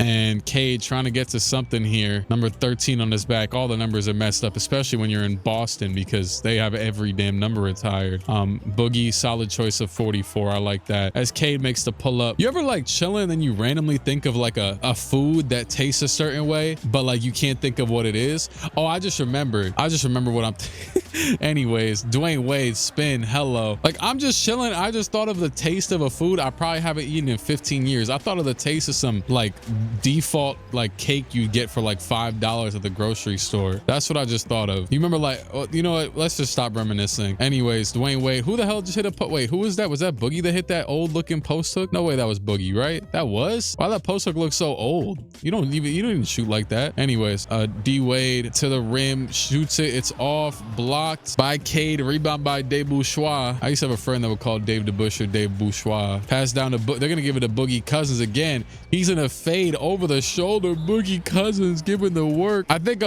there was a post me and my friend were talking about the other day, and it was like you had to cut one. I think just oh yeah, it was one big man. It was Boogie, AD, Dwight Howard, and Joel Embiid. And he was trying to say to cut Joel, and I'm like, you're out of your mind. Or no. He was saying to cut Dwight Howard. I'm like, really? I don't know. I definitely would not be cut. I was like, it probably, and it's funny because I rock with Boogie. It was basically, I rock with Boogie a lot, but you kind of, yeah. Anyways, that's off. Wow, look at Dan Issel on the board. Back out to D Wade. Dan Issel might have just saved them there. They're down by 3 still though, and D Wade's gonna go to the post, shoot a fall away. That is good though. 26 seconds to go. You have to foul kind of, yeah. Oh my goodness, the pass up to Cade was risky there. Look at that pass. The lead pass by Kawhi. I don't know why he even forced this, but my goodness, what a dot. That could have, on these slides, that could have easily been stolen. Maybe having good pass perception. Cade makes the first one. Cade makes both. Timeout, final timeout by the Raptors. Passing to Jimmy. You do not want him shooting the three. You actually don't really want most of these plays. Give it to Kevin Martin. Dwayne Wade gets the, oh, Dwayne Wade goes all the way to the rim for some. I mean, it's not a bad game to play.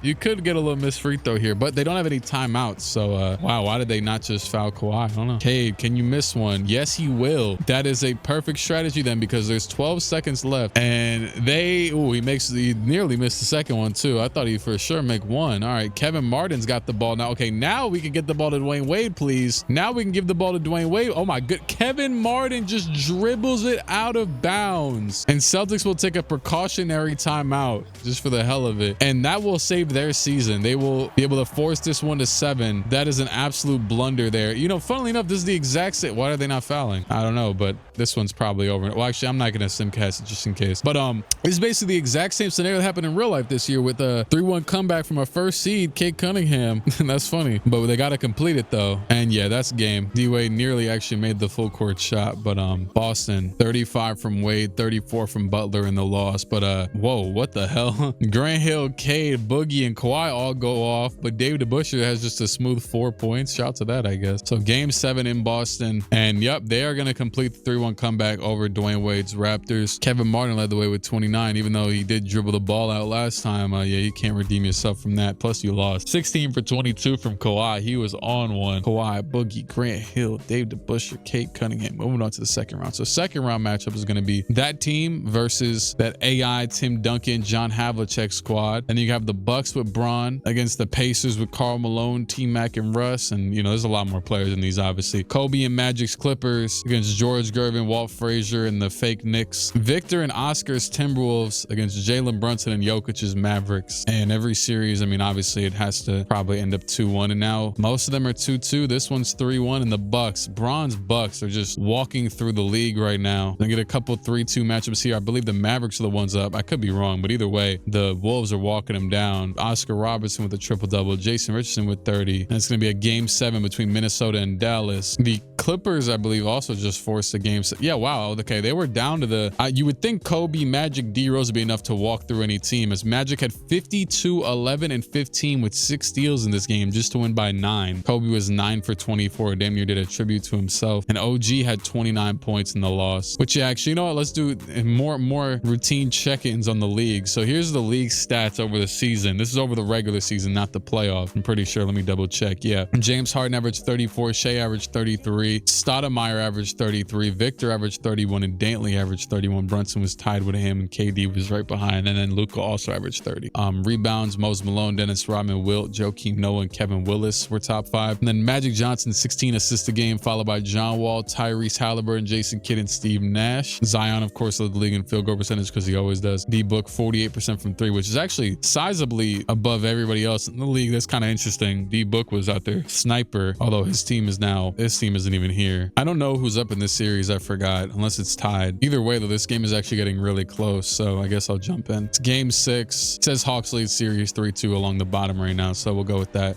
They're up by 4 as well. So the Celtics, the first seeded Celtics, have to come back 3-1 on the verge of defeat. AI with number 18 on his back, hitting his little step back shot, pump fakes it. Kawhi was on him. That was not a good match for him, but he found Ja Morant wide open for the midi to take the 6-point lead, which might be the dagger, really. 37 seconds ago, Celtics, Cade gonna go at Ja. Yeah, it's a really short backcourt here. They'll double, pass over, corner. Kawhi, he has to pass out of that, and then DeBusschere makes the layup. That was a suboptimal possession because they just wasted a lot of time and only got a 2. Kawhi should have taken that step back and took that 3. Ja Morant free throw. I think this one's, it's safe to say this one's over. So yeah, Atlanta is gonna eliminate the first seeded Boston Celtics. Boogie tried his best, 38 points, but AI 36 and 12. Tim Duncan 29. This team is good enough to where they easily could have been a first seed themselves, so not too surprising. They'll have to try and defeat Braun now. And we got 2 game 7s on the western side. Minnesota versus Dallas, which I want to see this go for a few years, so I probably won't take this much depth to the first, especially 2 rounds past this year, but why not for year 1, especially because it's the most lore accurate it's going to get. And it looks like Victor Wembanyama with 44 points, 20 rebounds is going to defeat the Jokic and Brunson-led team. Now, Jokic and Brunson's team isn't perfect, but I did think it was a little bit strong. Oh, actually, I guess never mind. He has Oscar Robertson. Yeah, it's Victor and Big O and Dennis Johnson and Tobias Harris's 24 points are going to defeat the Dallas Mavericks. Despite, yeah, they won the NBA Cup. They couldn't win the championship as well. Only the best of teams can do both. Ironically, it was this guy himself who did it. But Derek Coleman, 4 for 18. My goodness, what the hell was he on? Clippers, can Magic and Kobe hold off the OG Anunoby-led Suns? Yeah, it's looking like that for sure. 90 points only from the Suns. Walt Frazier was just 9, and Mikal Bridges was 3 for 18. George Gervin, Jerry Lucas, OG, they did a decent job, but not enough. Magic Johnson had like 50 in one of the other games. Now he had 15 and 20 assists with a triple-double as well. Kobe and D Rose both with 30 plus. And we're gonna have the Bucks versus the Hawks. Here we go. Tim Duncan versus Joel Embiid. Elvin Hayes versus Bob Pettit. John Havlicek versus Bron. Gilbert versus AI, and Dame versus Ja. It's actually a really good matchup because you got the 2 like legit PG or well, small guards, I guess I'd call it. Small enough, like ain't no damn real wing shooting guard out there. And then you got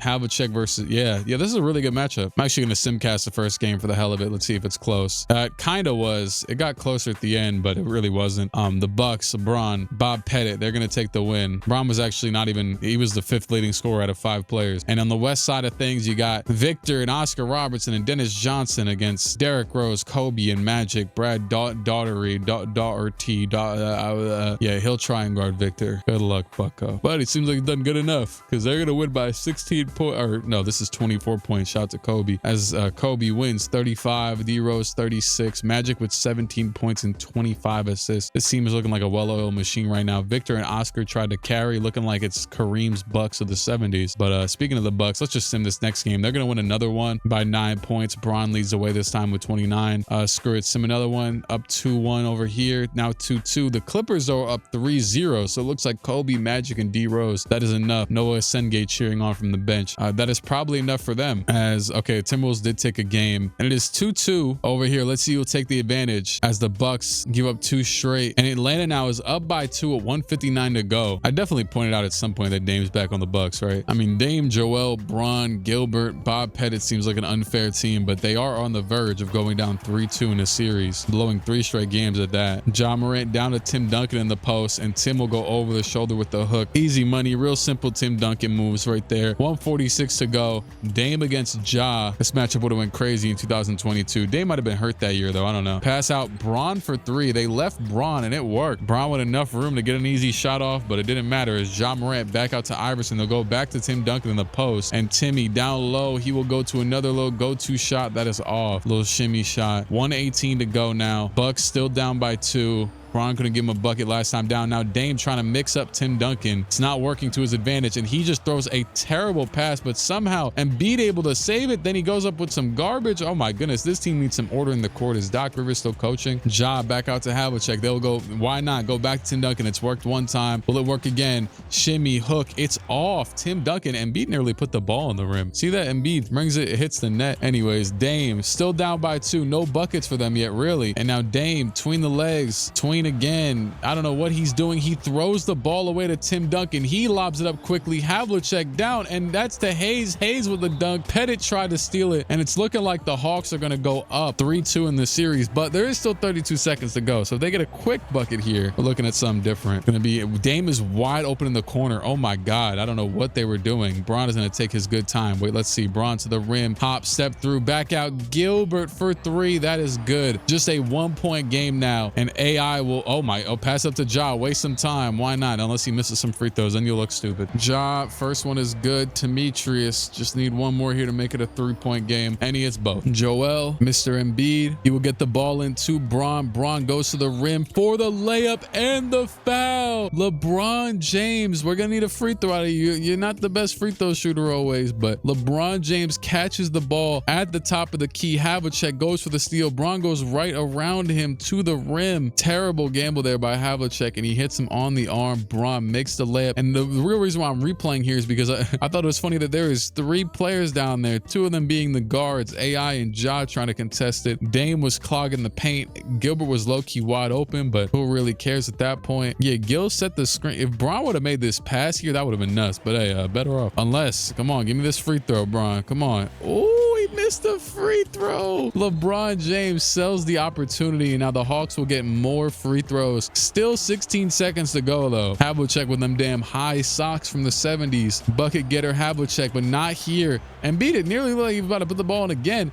Dame on the break. Dame, 10 seconds to go. Lillard, ISO, clutch guy. Can he get a bucket here? Oh my, that's a bucket. That's a bucket to tie the game up. Damian Lillard hop step on the ISO with Ja. I'm not mad at that take, because if I had Ja Morant on me on this type of court, yeah, you might as well take advantage of that matchup, because it's not many other, mismatches. 3 seconds to go. Let's see though. Maybe Ja gets it back right here. Passing to Iverson. He's at half court. He'll have to shoot it, and that is off, and they will go to overtime. This game got real close, real fast. Havlicek, Bron both missed some crucial free throws, and they ended up benefiting nobody. I guess they just canceled each other out. Well, I guess the Bucks would have had the last shot if maybe if Bron would have just made the N1. That could have changed a lot. And they're up by 5 right now. They might be at the line too. Yeah, Gil is at the line. So they're about to go up by 7 points. They were struggling a bit in the regulation at the end there, but now they're comfortably up by 7. If the Hawks don't hit a shot here, I'm simcasting out. I just decided I'd commit to it since we're already here. And Ja to the rim. Ja, that was actually a good layup. Let's see. Screw it. Bucks miss a shot here. A lot can change. We just saw it in the last game. Dame behind the back. I mean, the last period, quarter, whatever. Is that a foul on Tim Duncan? Really? Tim Duncan reached here? Let me see this.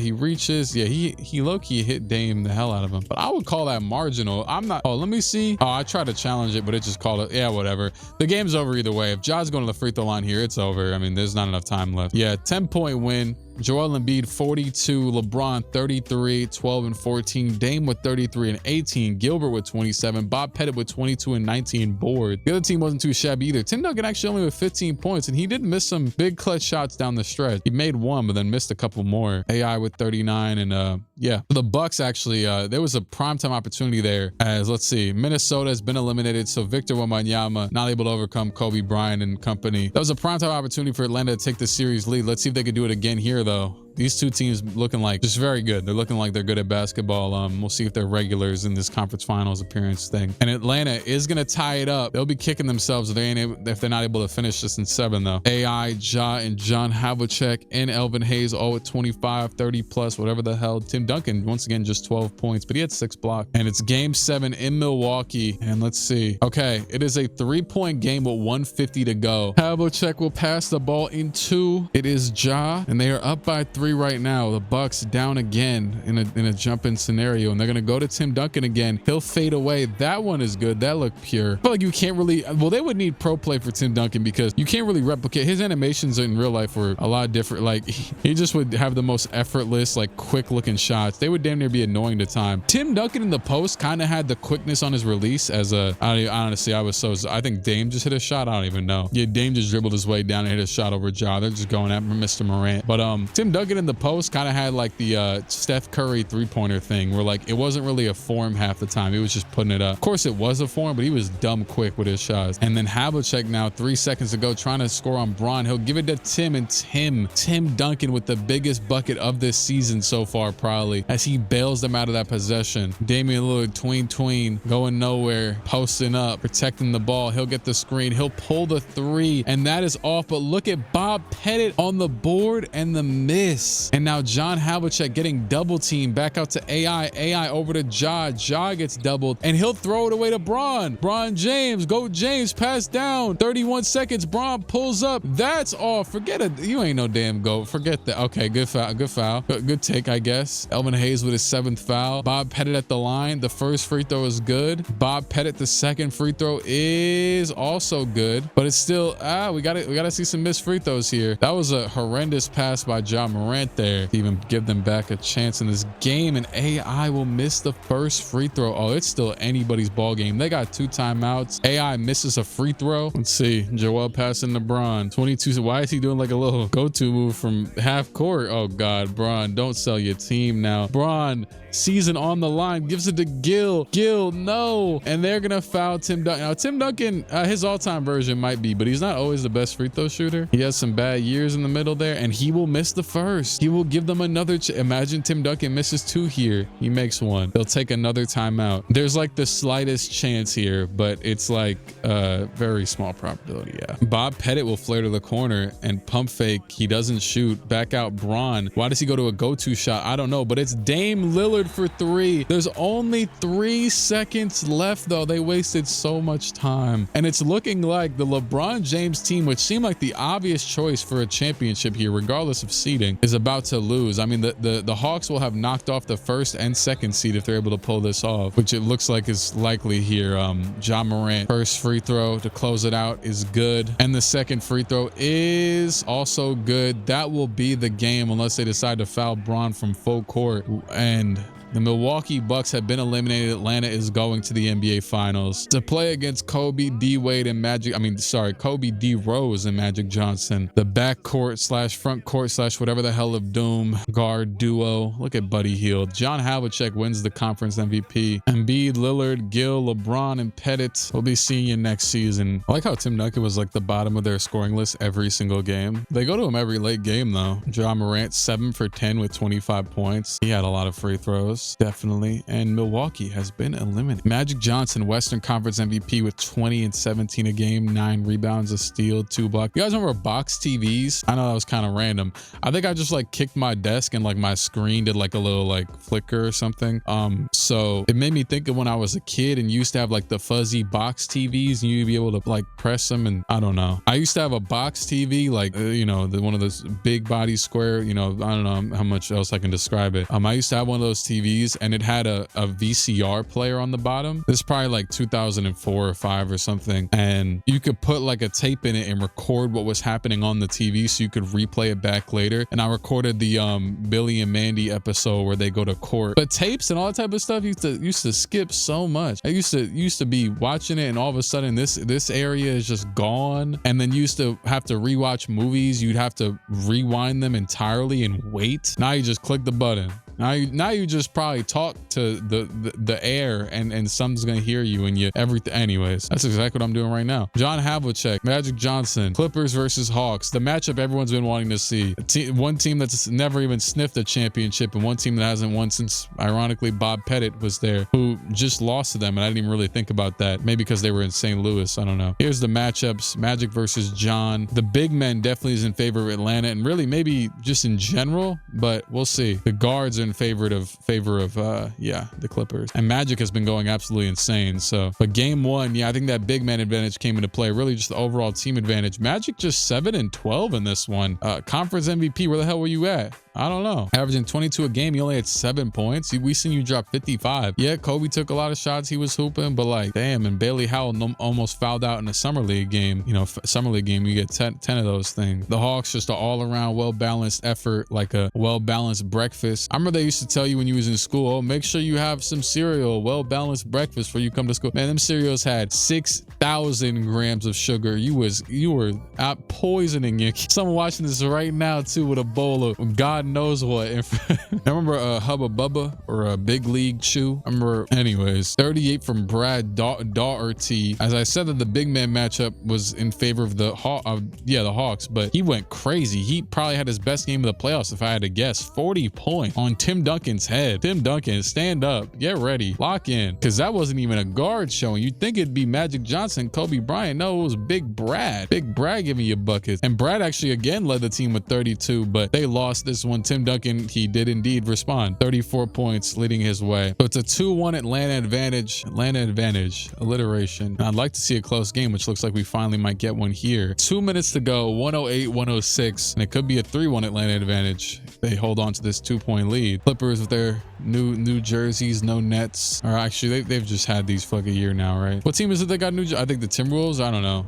Anyways, Derrick Rose just absolutely walked through Ja Morant. Yeah, leveled Ja Morant just to miss the layup. And Ja now, oh, they'll switch. No, they won't. Okay. Off-ball screens getting set for John Havlicek. Wow, he just lasered a pass to the corner. Havlicek pulls the shot. That was a bucket. He barely had much space at all, but he got a bucket. Respect. Derrick Rose now, 1:29 to go. They'll let him go again, I guess. Derrick Rose behind the back, going at Ja. Floater. That one's good. Number one on his back. He was number one. And the Clippers, you don't got to worry about retired jerseys over here. They're all wearing their default jerseys. Allen Iverson steps through, layup, that is off, rebound by Kobe. I didn't even realize, yeah, the guard, yeah, the matchups. Oh, Kobe steps back, deep midi, that is off. Yeah, that's not how you take advantage of a mismatch. I was about to say, he's got AI on him, and AI is not tall enough to guard him, I don't think.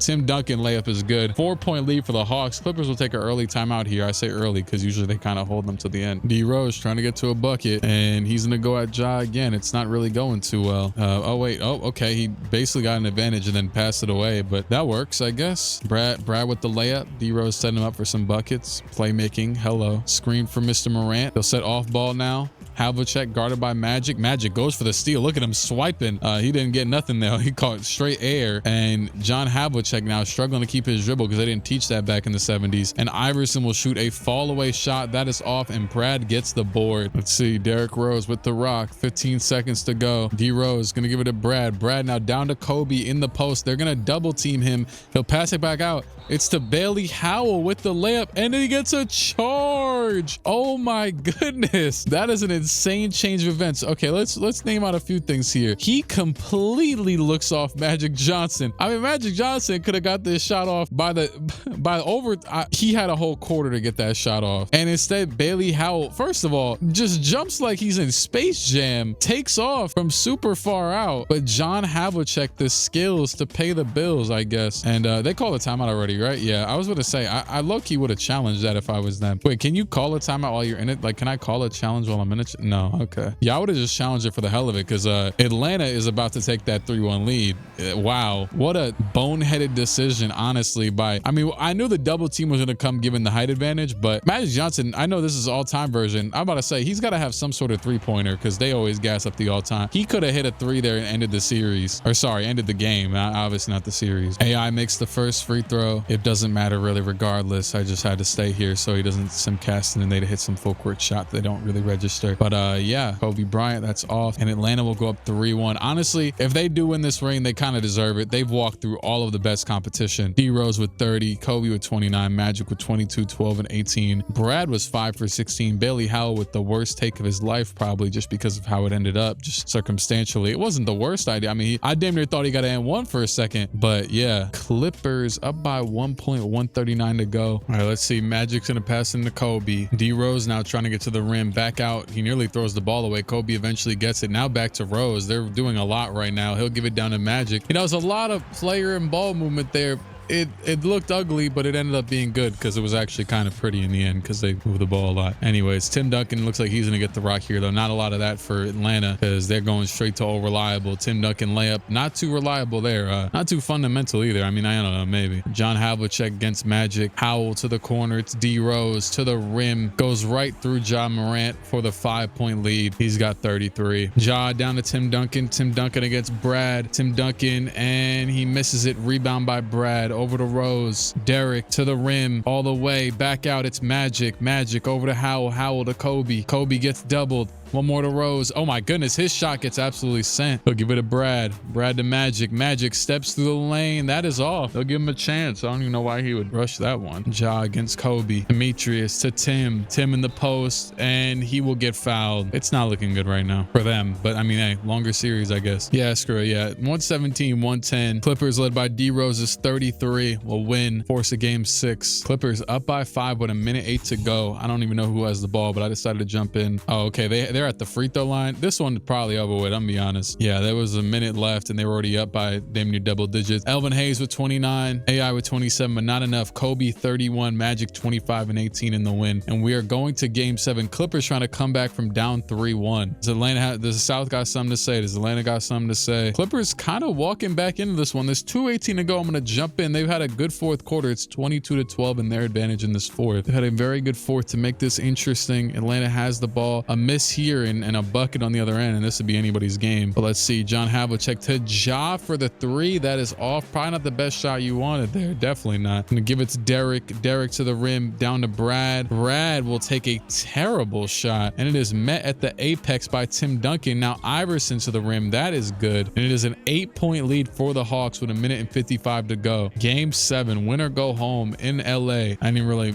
ponder who actually had the better record, but D-Rose gonna pull up. That is off, and it is looking like they're gonna lose game 7 at home to Allen Iverson, to the Hawks. I'm better off for them. They don't blow a 3-1 lead, probably. Better off for the, they deserve this ring. I feel like that happens in a lot of these videos with like all the mumbo jumbo and the mixed up stuff, is that the team that they'll be like a super duper triumphant ring in year 1, and then they might never win again, to be honest with you, but we'll see. Derrick Rose, he is struggling. I don't even know why he's really getting the ball at every late game opportunity here. Kobe isn't touching the ball enough. Magic over the screen. Magic, he's gonna take a tough shot. That is a good bucket though. Tim Duncan low post, 52 seconds to go. He falls away. That is off. There's any chance it's now. Derrick behind the back. Hezzy between the legs, fake between the legs. Yeah, let's waste the whole entire shot clock. Let's just do that. That's a good idea, guys. Yeah, that's what? Derek, you would have thought he threw a pass. He went up for a shot and got blocked by the air. He definitely did not pass that ball, but it ended up right in Brad's hands as he happened to be turning around at the right time. And now, I mean, this game's over with. Oh, wow, I almost sold. How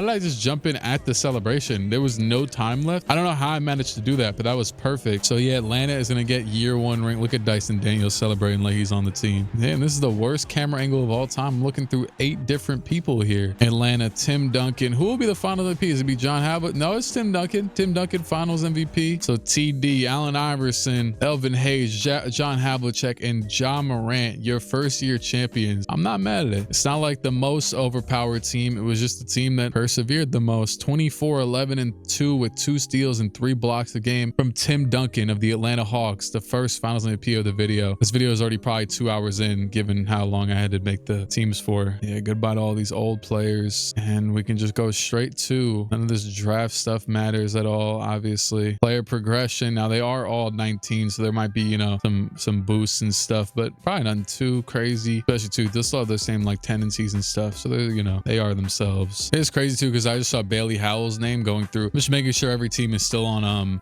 got to make sure if there's any coach firings or whatever, every team is still, as I say that, whatever, let me just get my thought off. That Bailey Howell, that charge that ended up, that charge game winner that he didn't get or whatever, that really ended up damn near determining the series, because 7 games, that one shot could have changed it all if it wasn't called a charge. And did no teams fire their coach? I know I have it on manual, but I thought at least some team would have had to fire their coach in the offseason, get a new one or whatever. Well, anyways, damn, I was literally just about to say, oh, let me try and stop before the NBA Cup, and I stopped it right after the NBA Cup. The Mavericks won it again, actually. So the Mavericks are proving to be NBA Cup aficionados, and yeah, haven't done much other than that. Celtics were in there too. They were the first seed last year, if you remember, and it looks like they're at least tied for it again, or they're close to it. Bucks, Braun, for some reason he got younger, shout out to that. And the Clippers, once again, as Kobe also got younger. It's actually a lot of the same teams at the top of the top. Still early in the season though. I guess we'll see at the end. And that also too proves that the fatigue thing didn't really matter much, at least in simulation. I guess that's what you would really say. How was this all-star game? Eastern Conference won. Braun led the way with 19. Yeah, screw, we'll just close out the season at this point. Actually, let me see, what's the MVP race looking like? Victor, Big O, Jokic, Magic, and Grant Hill, the 2 teammates at the top. And I'll look at the league leaders and everything later. So Victor is going to win back-to-back MVP and DPOI. Jakob Poeltl, most improved player. Sure. What do you improve from? I mean, He did damn near the exact same thing. He shot a little better. He averaged like 1.5 more points. James Harden, clutch player. Joe Mazzulla, coach of the year with 61 wins. First team. Here you go. James Harden's on there now. Well, it's Victor, Jokic, Oscar Robertson, Wilt, and James Harden. Second team is Magic, KG, David Robinson, Patrick Ewing, Hakeem Olajuwon. Third team, Powell, Luka, Shea, Cowens, and Westbrook. The defensive teams, and then there you go. I think I might just, I'm gonna just sim through the play-in this year. But with the, actually, you know what, screw it. I'll just get that out the way soon then, or early. Magic, Blazers, Wizards. Was that it? Yeah, okay, that was it. Or I could have sworn I should have seen somebody else. Magic, Blazers, Wizards, Jazz. And yeah, the Wizards were the 7th seed and lost twice. Blazers were also the 7th seed and lost twice. Portland with Patrick Ewing, and nothing good happening over there right now. And the Wizards, we saw them last year. That's the team with Nate Archibald and company. So the teams that missed the playoffs this year, we're going to have OKC again. Yeah, that Amari Stoudemire team is doomed till eternity. I'm sorry. Luka's team, is it going to be the same? Wilt? Okay, no, I'm pretty sure at least this, yeah, this Rockets team was much higher last year. Gary Payton, Cat, David Robinson, Jamal Murray, Kiki Vandeweghe, they were much better last year. Nuggets still stunk it up with Pau Gasol leading the way. Larry Bird's Warriors were still met. The Lakers made the playoffs with 35 wins. Wow. They must have advanced through the play-in, and John Wall, Manu Ginobili, Walter Davis, and Kevin Love will be in the offs. KG, Sixers miss it again. The Knicks miss it again. The Nets miss it again. So it's looking like the exact same kind of the Jazz with Hakeem, Zion, Paul George, and Kyrie missed it. I'm pretty sure they were in it last year. Spurs are back once again. Pistons might have missed it. They don't have any type of mark on their team. It doesn't look like they made it. So Shea once again outside in. It's damn near eerily the exact same. I don't know. It's kind of weird. That's cool, I guess. Let's just simulate the first round. Who's got eliminated? Chicago. So see you later to Kevin Durant again. Next up, the Grizzlies and the Kings. Ray Allen's squad loses to the fake Knicks. Grizzlies got swept by Jalen Brunson and Jokic. Grizzlies with James Harden. The Heat, the Cavs, or the Hawks. Okay, the Hawks already won. The Bucks are 1-1 away. The Raptors have been eliminated by the Bucks. And the Clippers, oh, this would be huge. The Clippers against the Lakers. The 8-seeded Lakers, who fought from the 10th seed, had less than 40 wins on the season, and they're trying to knock out Kobe Bryant, who betrayed them, kind of, him and Magic Johnson, for the Clippers. And they have a chance to do so. John Wall, Manu Ginobili leading the way here. Just another minute and 25 to go. If they hold them off here, this will be a Lakers second round appearance. I don't know how much further they'll get. Maybe I mean, this is the West. I was wondering if anything different was going to happen at all this season, considering how the everything's gone, but it's looking like a lot may change. John Wall with the rock. He will give it down to Kevin Love in the post against Brad Daugherty, whatever the hell. He misses the layup. Pass up to Magic Johnson. Magic Johnson's speed of doom right now. He will get all the way to the rim with the tough finish. Manu Ginobili's already bald. Maybe his age didn't reverse like Kobe's did. And John Wall, he throws the ball away. Oh, this is terrible. John Wall against Derrick Rose, prime 2010s matchup right here. D Rose layup and one, and they have a chance to tie the game. John Wall wants to challenge it. I might listen to John Wall if he thinks he didn't foul him. I mean, nah, John Wall, you didn't get the ball at all. You only hit his body, so no, you're stupid. I'm not gonna waste one of their timeouts for that. 57 seconds to go. John Wall, number 2 on his back. They're gonna give it. They love running these post plays, it looks like. And Kevin Love, the hook is off. I don't think I've ever seen Kevin Love take a post hook, so I don't know how I feel about that. He'll pass down to Kobe. Kobe out to Howell, close shot. And the Clippers have underwent just a complete onslaught in this game. 37 seconds to go. The Lakers were just up by like what, 5 points, and they have not scored since I jumped in here. John Wall and Kevin Love again will run it up. Oh no, he'll tell Kevin Love to get the hell out the way. Bring me some water. 14 seconds to go. John Wall with the rock. The screen by, who is that? Is that Chambers? Wall to the rim. He passed it out to Chambers for the midi, and he had the open dunk. John Wall, what are you doing? John Wall had the most open lane he's gonna have in his life. He pulled the full Ben Simmons. You know, I would have thought Chambers could have hit that shot though. That's why I didn't panic at first. 88 mid-range shot. He sold too.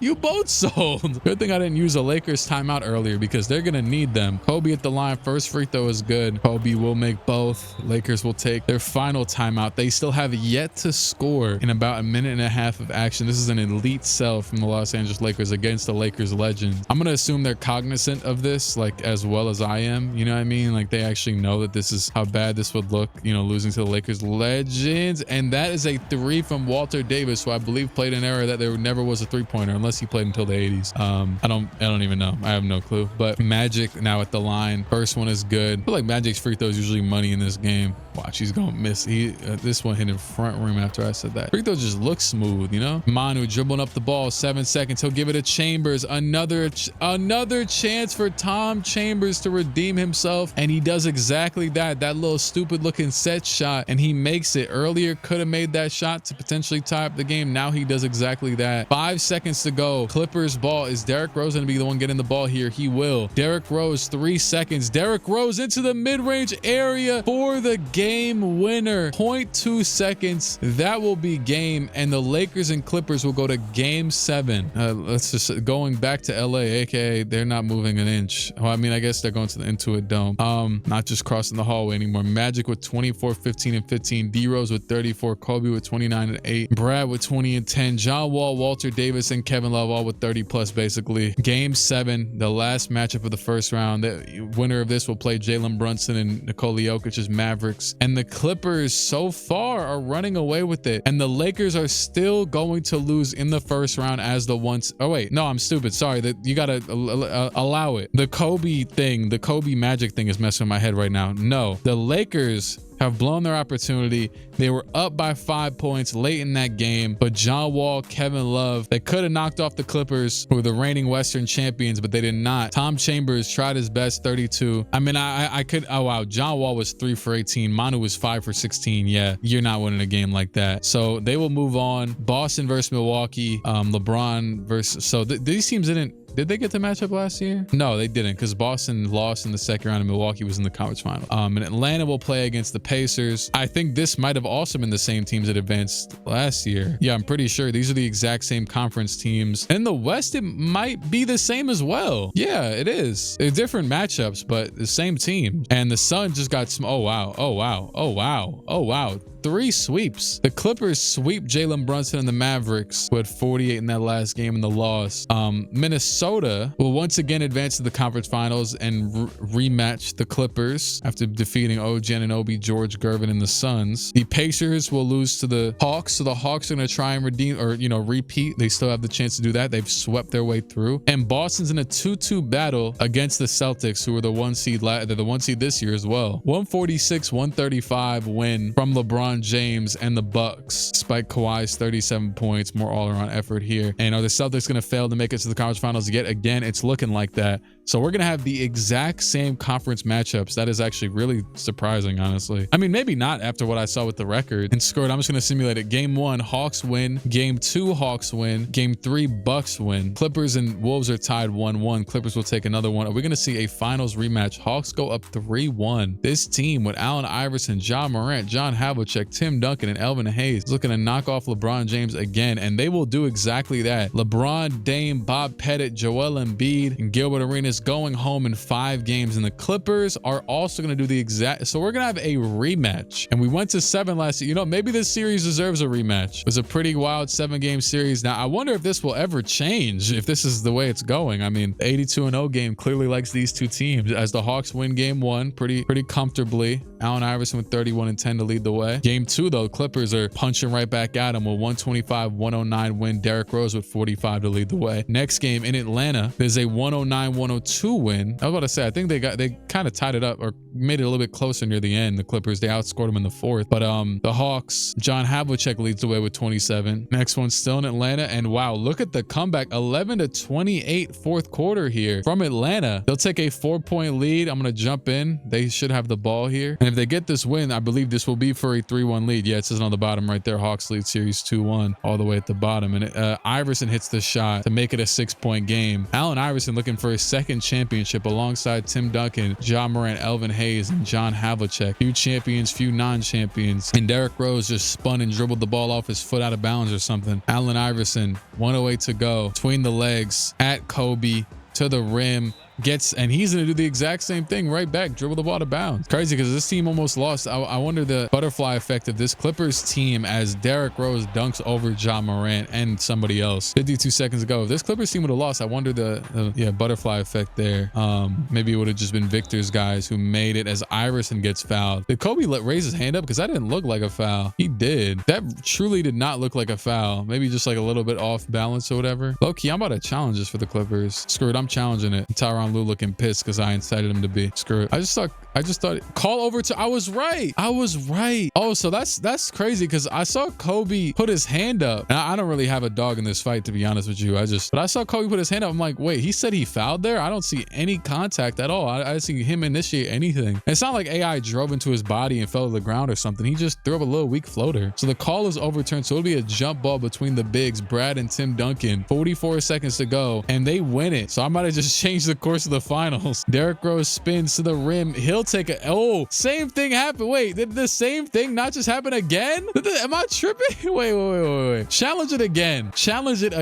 Oh, no, I'm not gonna lie. These refs might be biased if this one doesn't get overturned too. Look at this. Wait, why are they showing Kobe? Wait, they're showing the last play again. What? Official review. Call stands. Look at this. Derrick Rose goes up with the shot. Okay, maybe his left arm kind of hooks there, and you could always call that a foul, but there's no contact after that. And Ja Morant, I think, does the exact same thing and like raises his hand up. He's like, yeah, that's me. That's crazy. So the Hawks will, oh, this reffing, I don't know. Damn, could they get the challenge calls wrong too? I mean, just the animations in 2K are so finicky. So it's like his arm went through the other arm there, and it's like maybe just goes off of that. But now the Hawks will need a bucket here. We took away their last chance at free throws. Can AI get a bucket over Kobe? He goes to the rim. He hits his little step back shot. He shoots it. He makes it. Allen Iverson said, forget a free throw. 24 seconds to go. Kobe Bryant can't stand toe to toe. You might tower over him, but he's got one half of the Twin Towers on his team. Tim Duncan here as well. Kobe steps it back. That's off. Rebound by Brad. Great rebound and putback by Brad. Brad. John Havlicek going to the line. First free throw is good. It's funny that this video is really going to come out like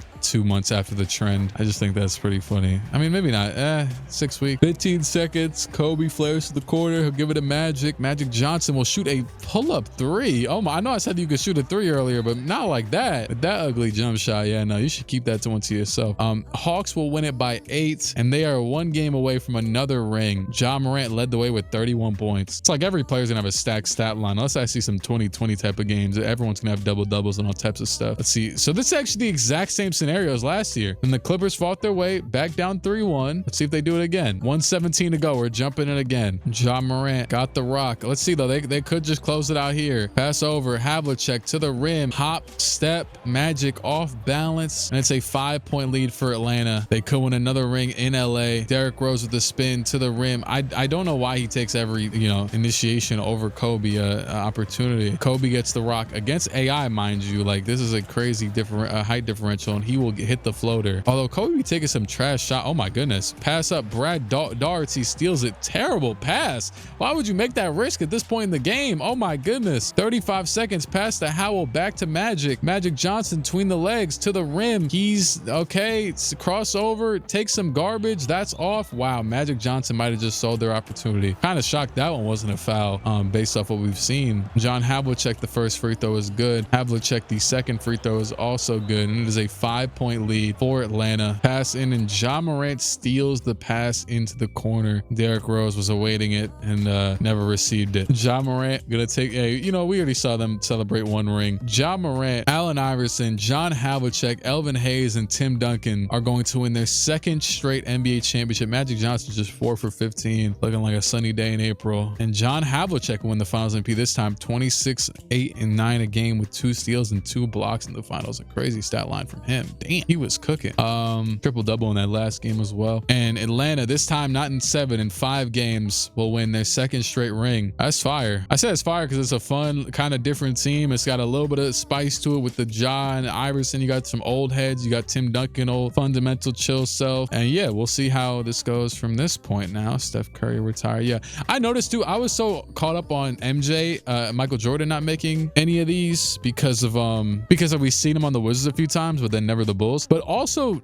no Warriors did. Like Clay, Steph, Draymond, obviously, but like Steph didn't make it onto this. A few others I'm forgetting as well. Like Giannis. So shout out to that 82-0 game, I guess, because they did not. Hey, I did a lot of spins and we never saw none of them players in their primes. So I don't think we saw a Warriors when I could have drafted Steph at all. That lottery stuff obviously does not matter. So we could just go to progression once again. And yeah, I mean, Zion went up by 3 overalls because that's prime or whatever, young Zion from the Pelicans. Look at Jakob Poeltl, man. I was just checking out all the overalls. Jakob Poeltl still the worst players on this by far. Jakob Poeltl, Steven Jackson, J.R. Smith, and you got Tobias and Jim Jones. Everybody else is 87 plus. Some of them play for garbage teams, some for better teams. But yeah, let me get up and walk around so I don't, shout out to hell. Have none of these teams fired their coaches yet? Or they just like don't? Maybe the teams are like too good to fire their. Yeah, like the Thunder is a good barometer. Shout out to Mark Daigneault, but like they probably should have. Well, I mean, if this was on auto, they would have fired him by now because they can't win games with this team. I wonder what would happen if I turned trades on. I never really thought about that. The NBA Cup. Yeah, screw the NBA Cup at this point. But Clippers. This is really fun to watch the Thunder lose. Well, like not even a hateful. That sounds like I hate the Thunder, but yeah, no, this is kind of funny. 7-49. I meant it as in I accidentally chose this team, and here they are. Well, we know one thing's a constant. I haven't checked any records or anything. The Thunder will be bad this year, but aside from that, I guess we'll see in a few seconds how the rest of the league shaped up this year. Victor wins MVP again. Victor wins DPOI again. Surprise, he's the constant MVP here. I mean, I guess what was next to him? Like Steven Jackson and am I right? I don't remember. Mikal Bridges wins most improved player. He's averaging a smooth 1.5 more. Everything else is almost the exact same. Nate Archibald, clutch player. Tyronn Lue, coach of the year for them Clippers. Magic Johnson won the Cup MVP. First team, Oscar and Victor, Nikola Jokic, Hakeem and Wilt. Second team, Magic Johnson, KG, David Robinson, James Harden, Russell Westbrook, Luka, John Wall, Pau Gasol, Chris Webber, and Shea on the third team. Defensive team, shout out to Evan Mobley. And I'm gonna just get the play-in teams out of here. Kings, Wizards, Rockets, Magic. I'm pretty sure those are some more pretty consistent teams that we've seen bounced out of here. Rockets, I don't think they made the playoffs last year. Kings, yeah. Oh no, okay, here's the team with Steven Jackson. Yeah, Pistons have kind of struggled a bit, and the Sixers finally made the playoffs with KG. They'll play the Celtics. Is there any differences? Well, for one, I should say, so while the Hawks are back-to-back champions, they are 5th in the conference, or 5th in the league at 51-31. Clippers have 10 more wins than them, so like you'd think the Clippers have superiority here. And then yeah, I guess Victor and Oscar and Dennis Johnson is just a fantastic trio, because the fact they have Tobias Harris the 4 doesn't seem to matter much. He's playing fine, and Jason Richardson's playing good. So like yeah, I guess they're a testament that like you don't need one of these type of teams. Even though this team is playing good this year, the Jazz, okay, they struggled last year, so they're doing good this year. That's good for them. Let's see the worst teams in the league. I'm trying to see if there's any abnormalities, but no, it seems to be most of the same ones. All right, screw it, let's run it back. Also, I don't think I ever checked this last year. Leaders in scoring: Harden, Stoudemire, Shea, Brandon Ingram, and Victor. Top 5. Rebounds: Cowens, Rodman, Noah, and Chamberlain. Assists: Magic, Wall, Nash, Halliburton, and Kidd. All right, let's simulate the first round. Pistons, Lakers. Interesting, because they almost made it out last year. Bulls, which I believe is that KD team. They've lost in like the same exact spot every single year, and they're really good. I like this team a lot. I mean, maybe Evan Mobley and LaMarcus is like 2 power forwards, whatever. Maybe you could use more rebounding on this team, but like they seem to be getting enough boards, and aside from that, this team is really good to me, but I guess not enough. Raptors, Grizzlies, Jazz, Sixers, and Spurs. Okay, so the Jazz got upset. They're the team that snuck in kinda, that wasn't here last year. I mean, they're a great team, but then they lose to Brunson and Jokic. So do we have the exact same again? Don't tell me we have the same again. Wait, Minnesota, it's the same 4 again on the West. On the East, is it not the same 4 again? I don't know if I've ever seen this. I don't know if it's like the chemistry and the everything being all, I don't know. They've like aged and progressed a bit too, some of them. Like you think maybe, right? Am I tripping, or is this not the exact same 4 teams? At the very least, it's like 7 of 8. I know I took a few hours off recording as I said I would, but anyways, screw it, let's simulate again. All right, this time the Pacers are up, so this would be their first appearance if they were able to make it. Bucks are up. Hawks are down 3-2. I'm gonna just sim it. Let's see. Hawks, are you not gonna repeat? We might have a different outcome. Never mind. They won. All right, game 7. Let's see. Celtics have been eliminated. So have the Suns. Wait, damn, how many game 7s are there? Okay, so the fake Knicks, the Walt Frazier, George Gervin fake Knicks team with MIP McHale loses to Oscar and Victor. So they're going back to the conference finals for the 3rd year in a row with no finals appearance yet. And the Celtics, Cade, Kawhi, Boogie, they're going to lose to T-Mac, Westbrook, Karl Malone, and Bob Lanier. They'll be in the conference finals. Hawks and Bucks, these teams have had some battles. Now it's just in the semifinals. And the Hawks, after everything, man, yet again, are going to make it back to the conference finals. John Havlicek leads the way with 43, outplaying Braun, at least outscoring him. And game 7, Clippers, the Western Conference champions, you know, they've been in some interesting scenarios already. And are they going to win again too? Golly. All right, Atlanta versus Indiana. Let's see. T-Mac, here's the look at the actual matchups if you want. T-Mac, Karl Malone, Russell, Ja. All right, well, they're 2-2 so far. Now, Indy is up 3-2, and the Clippers have also went up 3-2, so they're a game away from another championship appearance. Hawks are going to force the 7th. Like, do they have some sort of like hex on the league? I don't know. Clippers up 3-2. Minnesota, can Victor finally make a finals appearance, or will they falter again? I feel like on a jump-in opportunity probably always favors Victor with his big, tall body self. So let's see. 103-100. Passing to Oscar. Oscar trying to get to a bucket. Okay, I guess he said forget Victor, huh? Back out. Tobias with the block. Tobias shoots the shot. That is all. Clippers down in the game. Derrick Rose floater. That was clean. Took it over the defense. Derrick Rose had that little one-hand push floater. Used to piss me off. Not really. In a good way. I don't actually, yeah. It's most of my memories of it. Oh, Kobe was saying to challenge that. Can I see that again? I seen him saying to challenge that. Oh yeah, I don't think he made much contact there, if any. Screw it. He said to challenge it. I'm challenging for him. And also, yeah, I was about to say, no, I said Derrick Rose's floater pissed me off because I remember when he hit a game winner over the Knicks in 2012 or 13 when he came back from the injury before he got injured again like 10 games in the season. And I was obviously sick about that. But then he came to the Knicks and he was mad nice with his floater. So I couldn't even hate on that part of it. That was really like the only good thing he did back in like 2016. Those and all them crazy looking layups. The call was overturned and Victor will win the jump ball. So they'll still keep the ball in that case because Victor big body self. But let's see if Kobe get a stop here. Are they going to let some more free throws up? Let's see. Oscar fades. Kobe was really tight on him playing defense, and Victor will get the board anyways. Put it back up and in. 109 to go. Derrick Rose crosses over. Cross. Hello. Steps it back. He's going nowhere right now. He's getting locked up. Okay, Magic's got it. Magic will get the screen from Brad. Magic over the screen. He will dribble nowhere. Go to the post. Shoot some garbage. And he makes the garbage. Oscar hops through the... Wow. I actually just didn't think anything was going to come out of that. So I was like, he just... There you go. Nice little hop into the lay. Let's see. D Rose going nowhere. Not really. Oh, he got to the baseline past Victor Wembanyama. I say it one more time. Yeah, Dennis Johnson, defensive menace, not allowing none here. But then he gets Victor to set a screen on his own teammate. And then D Rose goes baseline for the bucket. Still a 1-point game. Still 27 seconds to go. They will let Dennis Johnson take the free throws. Don't know what his free throw is, but I guess we'll see. He makes the first and he misses the second. They will take their final timeout. Clippers could advance to the finals with a shot here. D Rose has it between the legs to the rim for the dunk. Yo, I still don't know why he's getting every touch over Kobe, but I mean, hey, I guess that was pretty quick. Now they still gonna need to stop though. Oscar against Kobe steps it back out. It looks like Victor is just not going to be involved here at all, which is kind of hilarious. And Oscar will cross to the rim, lay up. It's off and it's back out. Oh, Tobias had a look there.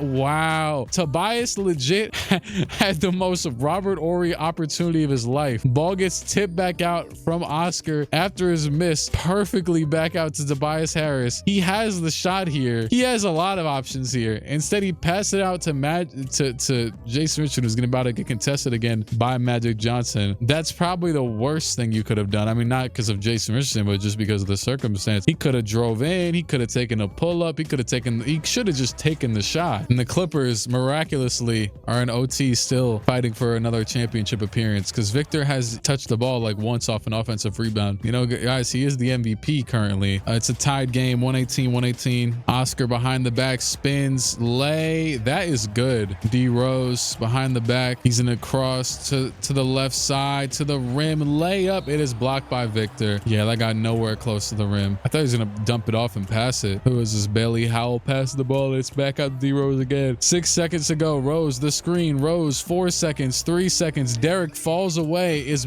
Brad about to get a board? No. Oscar comes in and sky. Oh my goodness. Dennis Johnson all the way on the break for the layup to take the 4-point lead with just 32 seconds to go. They have 2 timeouts. Derek Rose will not take it. He'll spin to the rim. Floater. It is off. And they have definitely thrown away this game successfully. Yeah. It's kind of funny to think like some of these teams are the ones that I thought were going to be cursed. Like I thought Brad might have been, I mean, you got D Rose, Kobe, and Magic. That should be enough. But I don't know if those 3 are going to be too weird of a fit. And then also you got Brad and Bailey Howell. Like I didn't know if that team was going to be good enough by any chance. And then I mean, Ja Morant, Allen Iverson's short body backcourt has led their team to 2 rings. I know we find out time and time again stuff like that doesn't matter in 2K, but yeah, I guess it really doesn't. And oh yeah, speaking of that, I don't know if I mentioned this at all once in this, but they said they're adding the second apron to 2K. I guess we'll see how that works. I guess we'll see, man. I think I want them to in attempt, but I'm scared they'll do it badly, and that's the part that's I would imagine they. I don't know. I feel like there's no way they're going to do it correctly. Elvin Hayes, Ja Morant, John Havlicek, Allen Iverson, and Tim Duncan. Welcome back to the finals for the 3rd year straight. Sorry, Karl Malone, your 40 points was not enough to give T-Mac a finals appearance. Or I guess he made it with the Spurs. And look at that. The Clippers down in the 4th quarter. Huge comeback, especially given the circumstance. I want to jump in, but I might not need to. I was going to jump in, but then they just kept walking them down. Magic Johnson, 33, 15, and 12. Victor Wembanyama and Oscar Robertson sent home again. And we have, for the 3rd year in a row, the same finals, the exact same finals, same players, same everything, same. Let's see if it goes differently this time. I'm about to just like experiment and have to simulate mad years until this finally changes. Havlicek into Iverson, and Iverson trying to hoop. I don't even know if I said I was jumping in, but I'm here because it's a 2-point game, 1:13 to go. Elvin Hayes, what a pass down to Tim Duncan on the cut. Not bad. Oh yeah, for the record too, I not always do this, but, or normally at least. Yeah, I would say always. I have the sim speed on the smartest thing as Tim Duncan gets the block. So like all the sim is supposed to be the smartest possible. So maybe that's what it, I don't know, I guess. Oh, hold on. Kobe, God, that looked like, that did not look like Kobe. That looked like, I was going to say Cam Reddish, but that felt kind of harsh. Yeah, maybe. Yeah, we'll go with that. Allen Iverson, Hezzy, floater. Somehow that's good. 6-point lead. Atlanta just has powers Kobe against, they're actually giving him the shots in this game, and he gets a bucket. They don't have to foul or anything yet. They might because they're pressing. And oh my goodness, Tim Dunk, what was he doing? Ball was inbounded to AI, and Brad Daugherty, I can't do it, bro. I literally can't do that name. It makes me want to. He leaves Tim Duncan for some reason, and yeah, let's just give Tim Duncan an easy bucket. Well, this is a Hawks win. Let's be honest, this is a Hawks win. 4-point win. Kobe at 33, Derrick Rose 24, Brad, Magic, and 39-11 from AI. Mr. Iverson has been dominating. Have we even seen Bron play it? Yeah, definitely, right? Yeah, earlier. Okay, are the Hawks about to come back in this one too? Kobe turnover. It was just 108 to 116 with 1:11 to go. Now it's 113 to 116, and the Hawks have the ball with 14 seconds to go. I have to jump in. We'll see what they do. They do have a timeout. They're not going to take it. And AI will hit the corner. It's Elvin Hayes. One more. Ja Morant goes to a go-to shot,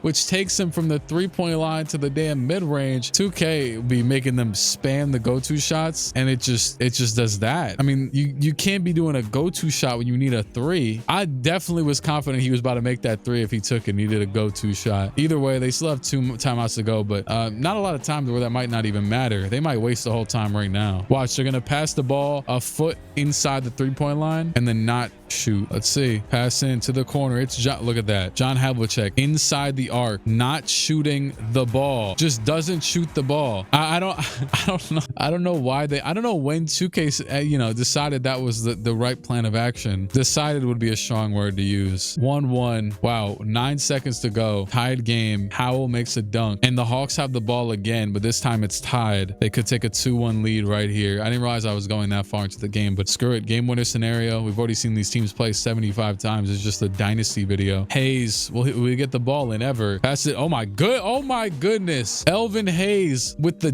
bailout dot of a lifetime. Look at this. Elvin Hayes, it kind of went through his arm there, but around the arm, just a dot into the paint, right into the pocket of Ja Morant. And then Derrick Rose goes for the steal, and Ja Morant is wide open for the layup to tie the game. But a lot can happen in 8 seconds. If anything, you actually want the last shot there, but if you get a shot like that, you take it. Kobe Bryant, 5 seconds. Kobe between the legs, cross over, trying to get to the rim. Layup is off. Kobe Bryant smokes the layup.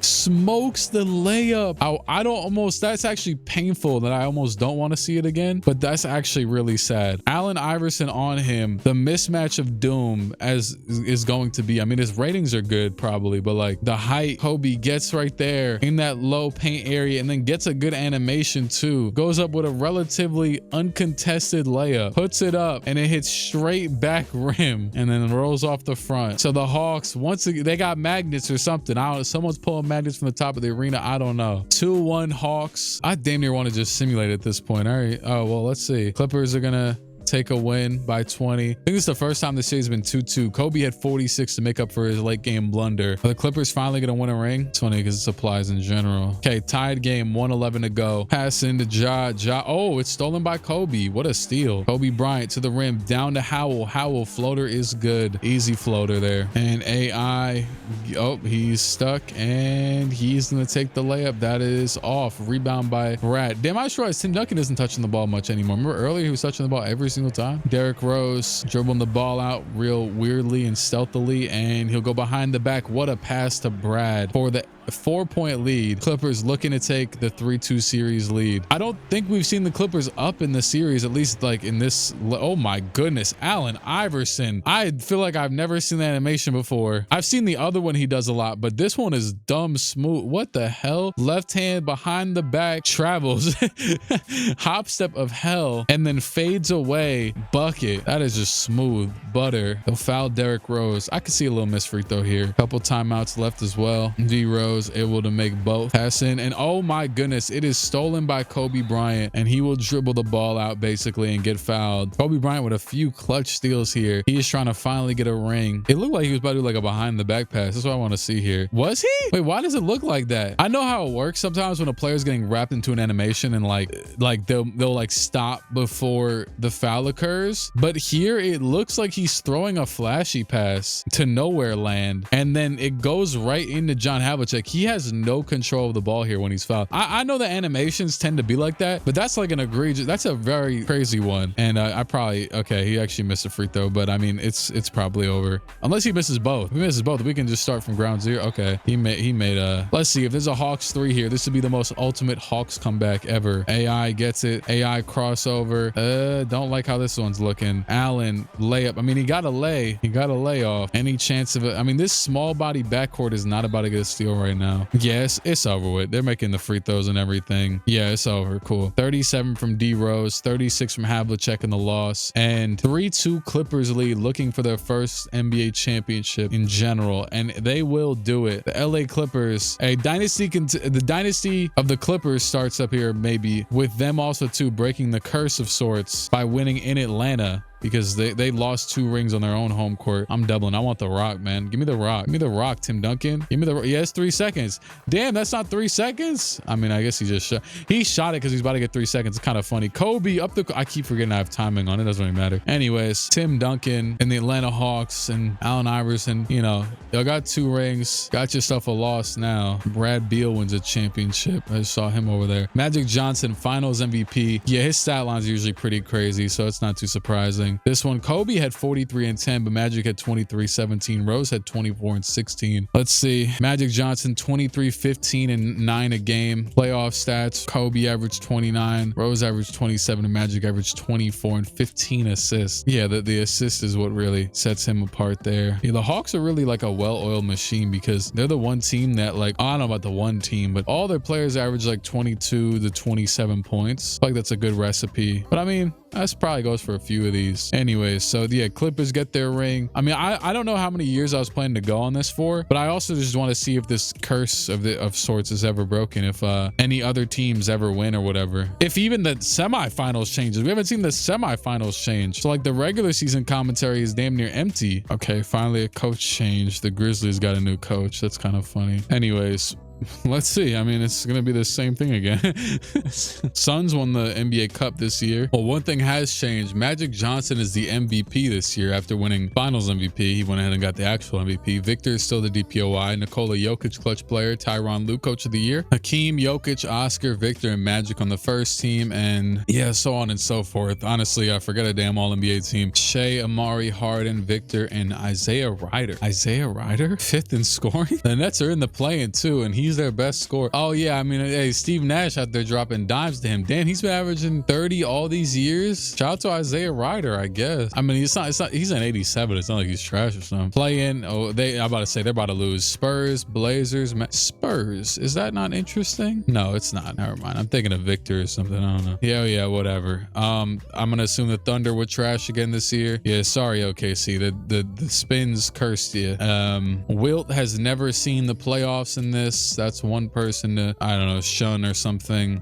The Heat have never really been good in this. Pistons have always been on the brink, but never good enough, which is surprising because this team, I mean, if some of these other teams have been good enough, this team definitely should. Clippers, Bucks, Pacers, Hawks, Celtics, Suns, the best teams again. Wow, who would have thought? Let's see. Kings, Wolves. The Wolves lost. Oh damn, we have a new semifinals. The Wolves lost. James Harden and company eliminate Victor Wembanyama. So we actually are gonna have some new teams in the semifinal. And actually, the Hawks are down 3-2 to the Bulls. Let's see. Mavericks, Hawks. The Hawks have lost, so we're gonna have a new Eastern champion. The Hawks, and finally the KD-led team. KD, Booker, LaMarcus, Evan Mobley, and Kidd were the ones to eliminate them. Also, yeah, the Suns are back again. Phoenix, man, y'all need to break through and make it to the conference finals. My goodness, any of these days now. Raptors, yeah, this team's been getting really good at losing. And what else? Houston and the Jazz. Yeah, okay. So Houston's also going to advance. So something else happened here. Wait, what else happened here? Was it Dallas? I think Dallas was usually in the second round. I don't know. I could be wrong. I don't know. Either way, Houston is also another new second round appearance team.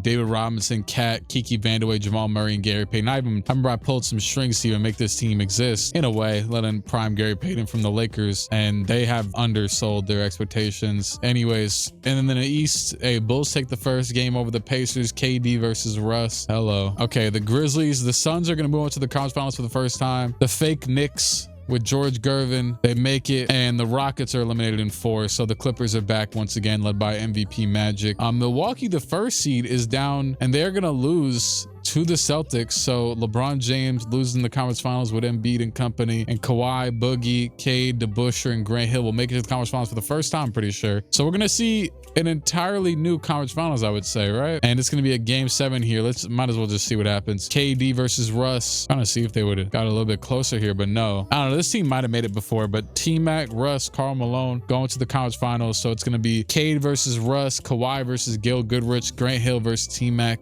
not Cousins, former teammates. Cousins would be Vince. David DeBusschere versus Karl Malone, DeMarcus Cousins versus Bob Lanier, Walt Frazier versus Derrick Rose, Kobe versus Mikal Bridges, George Gervin versus Magic Johnson, OG versus Bailey Howell, and Jerry Lucas. Do they even stand a chance? I don't know. The Clippers have been on one, it seems like, forever. Yeah, they just go up 3-0. Yeah, that big three, I guess, is just too crazy. D Rose, Kobe, Magic, even the rest of the team. Bailey Howell averaging 25 a game in the playoffs. Brad averaging 25. Yeah, Boston's also up 3-1. They'll make it 3-2 and 3-3. 3-1 comeback on the horizon. And the Pacers will win game 7. Russell Westbrook makes it to the NBA Finals. So we do get a new NBA Finals. Obviously, the Hawks got bounced early. And the Pacers win 3 straight games over the Celtics. So Cade, Kawhi, DeBusschere, Hill, Cousins, they blow a 3-1 lead. Sad sight to see for them. Pacers and Clippers, 2 teams who do not have a championship. Obviously, the Clippers have one now. Game 1. Hold on. Imagine they found their kryptonite. I mean, who knows? No. Clippers take game 1. 30 seconds to go. I'm going to jump in for the hell of it. The Clippers have the ball. Will they foul here? Those Clippers have they don't have to foul. They won't. Derrick, oh my goodness. He low-key lost Russ in that spin, but it didn't matter. Derrick Rose shoots the shot. That is off. Rebound. And they did not waste nearly enough time. Don't worry, I did that stutter on purpose once I was, well, eventually. The beginning one was pretty bad. Westbrook to the rim, between the legs, goes to the post, takes the little floater shot. Oh my God. Well, Pacers have no timeouts anyways, so we might as well see what they cook up here. Is it gonna be a Karl Malone three-pointer? Yeah, sure, why not? Yeah, let's just let Karl Malone hit a three-pointer. I think his all-time version does have a three-pointer, which doesn't make sense. I guess we'll see. They'll have about 5 seconds left for a half-court heave at best, I'd imagine. Imagine if like 2K changed the AI. Oh, here we go. AI were like, they actually played with urgency when they needed to. That'd be insane. I should like, oh, hold on. Russ actually kind of did. Oh, I knew he wasn't gonna make that shot, but that was dumb close. I said half-court heave at best. Of course, of all players, when Russell Westbrook gets it, he said, let me get the hell up the court. He ain't settled for nothing less than pretty close here. 1 point. He could have got it even closer. That's what I mean though. He could have easily got closer. He could have got like right up to the three-point line, but he takes it from just inside the logo. It goes in and out, and the Clippers will win this game. Kobe with 34 in the win. So Clippers are up 2-0, and this is going to be another win. Boy, oh boy. Kobe 47 in the win. Pacers do take one. Pacers take another. Pacers take 3 straight. No way Pacers make a 3-0, a 3-1 comeback, and then a 3-0 comeback. Let's see some of these box scores real quick. Indy in this one, they won by 30 in game 4, led by Bob Lanier's 34 and 17, but everyone was hooping. Next game after that, they won by 17, led by Gil Gurich's 30. Really, it's just an all-around effort. And then the next one, Westbrook 42, 11, 9, and 6 in another 20-plus point win. Oh my goodness. Game 7. Is Indy about to do it? 3-0 comeback over the Clippers after a 3-1. Okay. This is starting to heat up a little bit. We was getting this little Clippers-Hawks rivalry for a long time. We damn near had a 3-1 comeback in that one too. But no, we are going to get Gail Gurich and Russell Westbrook. Another ring is going to be won in Los Angeles, and it's not going to be the Clippers. And let me get that rock. Hold on, T-Mac. Oh, yeah, no dunk meter. All right. They said they're adding the dunk meter next year to like every single shot or something like that. I don't know. Russell Westbrook wins finals MVP. Derrick Rose with a stinker in game 7, 6 for 20, while Westbrook had 31, 12, and 9. Russell Westbrook 31, 11, and 11 a game with 3 steals. All right, maybe we're seeing a turn of the tides here. We got 2 new champions in 2 years. Hawks dynasty may be over. All right, year 5 of the simulation. 2 Hawks rings, a Clippers ring. Oh God, this could be really bad. I didn't look. Oh, look at that, the first one I go to. I was like, I knew it. I'm gonna have some of these bastard teams with new coaches, and I was screwed. Well, at least it was the Shay's team that kept losing anyways. Sorry, Warriors. I was like, damn, I knew I shouldn't have started simulating. Pacers also won the NBA Cup. Jokic wins MVP. Yegor Demon, Rookie of the Year, Victor, DPOY, blase, blah, whatever. I don't know why I kind of glossed over that though. Yeah, Jokic MVP is a new, different conundrum in this league. All right, get these playing teams out of here. I watched that Odyssey movie. Robert Pattinson, get these beggars out of here. Kings, Magic, Timberwolves, Hawks. Okay, Atlanta was a playing team. Okay, we are in a new league, I guess. They weren't one of the teams that I think was, stuck not playing their whole rotation or whatever. Too much of it actually. They weren't one of those. So we just have new suitors out here. The KG led Sixers are the 2nd seed. In the East, of course, and Miami's in the playoffs. Donovan, Clyde Drexler. They're not going far. This team's not that good. But can I see the Thunder still the worst? Yeah. I'm sorry, Amari. Maybe I'll put an auto-generated draft class in and see if that yeah, I probably won't do that. It's probably a better chance to end the video. The Lakers with a 2nd seed? Lakers with John Wall, Manu, Walter Davis, Tom Chambers, and Kevin Love leading the way to them as 2nd seed. All right, let's see if anything changes in the actual playoffs. First though, here's the stats from the season. Oh, hold on. Harden, Stoudemire, Shea, Victor, and Booker, your top 5 scorers. All right, let's simulate. Jazz. That doesn't sound right. Jazz losing. This team should be way better than they are. Hakeem, Zion. But yeah, the Mavs and the Clippers already in the 2nd round. Celtics, no surprise there, really. Suns are back. Sixers are eliminated. Heat, Spurs, Raptors. So the Lakers did make it. Did the Wolves not? Oh, the Wolves lost in the play-in. So Victor's Wolves also another team casualty of change, I guess. So the Lakers will play the Suns. They're like the new addition here. John Wall's team, the 2nd seed. And then the East with some familiar faces, although the Cavaliers are not one of them. Yeah, whatever. Let's just get to the conference finals. Cavaliers, Mavericks, Suns. Damn, they were all washes, basically all sweeps damn near. And Pacers 1 seed loses. Phoenix loses to LA. So we're gonna have an LA matchup, and I actually like that. Let's go to the East one first though. Jason Kidd, D Book, KD, LaMarcus, and Mobley against Cade, Kawhi, Grant Hill, Dave DeBusschere, and DeMarcus Cousins. So wait, why do I feel like oh yeah, well the Pacers, they were the 1 seed, they lost. So no repeat from them. Simple as that. You know, they're not dynasty built, I guess. And Clippers and Lakers matchup is very interesting because these teams had a really good first round series, and plus it's LA versus LA. So yeah. Anyways, 3-1 in the East. Celtics are up 3-2 now, and Bulls and Lakers are both eliminated. So we're gonna have a Celtics versus Clippers matchup. So KD cannot make it to a championship. We're gonna see the first appearance of Kawhi Leonard, and I guess has the West not had a different? Yeah, the West has been the Clippers every single year. So we'll see. Celtics playing. Screw it, I'm simulating one of these. All right, 18-point win for the Celtics to start the series, led by Cade and Boogie. Second game is gonna be a 1-point win by the Clippers. D Rose with 35 and 10. Third game goes to OT, and the Clippers win it 42 from D Rose. Third one, DeMarcus with 45 and 11 in the win, and it is 2-2. All right, I gotta simcast at that point. This is a cardinal sin if I don't. Clippers win by 26. D Rose with 44, K with 38, Boogie with 34. Next one is gonna be another Clippers win, and they have won the championship in 6. Another ring.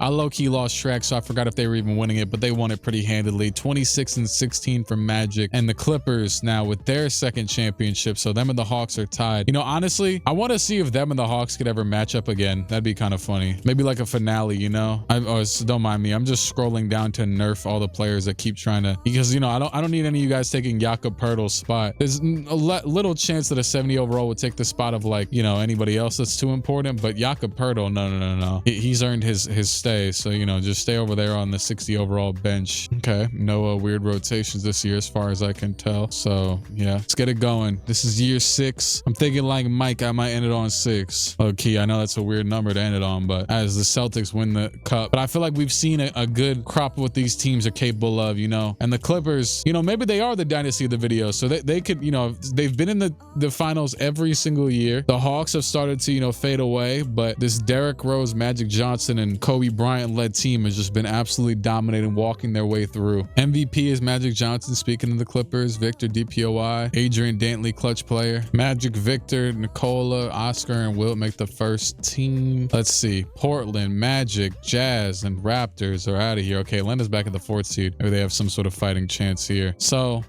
yeah, I'll stick to my, we're gonna end it off on this season, right? I mean, unless it's inconclusive, screw, we're gonna do it either way. All right, Minnesota eliminated, Philly eliminated, Hawks eliminated. Hold on, let's slow down. Rockets also out of here. Hawks, the run is over, man. I guess, I don't know. Look at Risa Shea sitting down there. Maybe that's why. Ja Morant, Allen Iverson, John Havlicek, Elvin Hayes, Tim Duncan. You guys gave us some great times, but and damn, there's a lot of close series. And the Clippers are, by the way, down 3-2. Heat eliminated, Suns eliminated, Clippers down 3-2 to the Mavericks. So we're gonna see a new champion? No, not let's see. Cavs eliminated. Clippers come back down again. Kobe, Brad, Big Brad. Got Indy and the Celtics. Common, you know, guys we've seen now. Bucks and the Bulls, which are the base of the Hawks replacement at this point. Still no Braun ring. Grizzlies and Clippers are playing. Lakers and Spurs. Interesting. Well, the Bucks make quick work of the Bulls. Little Central Division matchup. And the Clippers have been eliminated, and the Pacers have been eliminated. So we have just been guaranteed a new champion. Bron's still out here. Cade still out. Kawhi, Grant, DeBusschere, Boogie. Okay. And then you got the Lakers, John Wall versus Fat Lever, James Harden, Josh Smith with 3 crit. This is a weird year. Okay. A lot different. The Lakers will go up 3-0. Boston up 2-1. Now call it 2-2 for this series over here. And the Lakers are going to sweep Memphis. Yeah, I kind of feel like Memphis is kind of weak. And I probably should have given them Joe Johnson over Josh Smith, if we're being honest. Thought maybe the defensive matter. I mean, hey, they made it to the conference finals.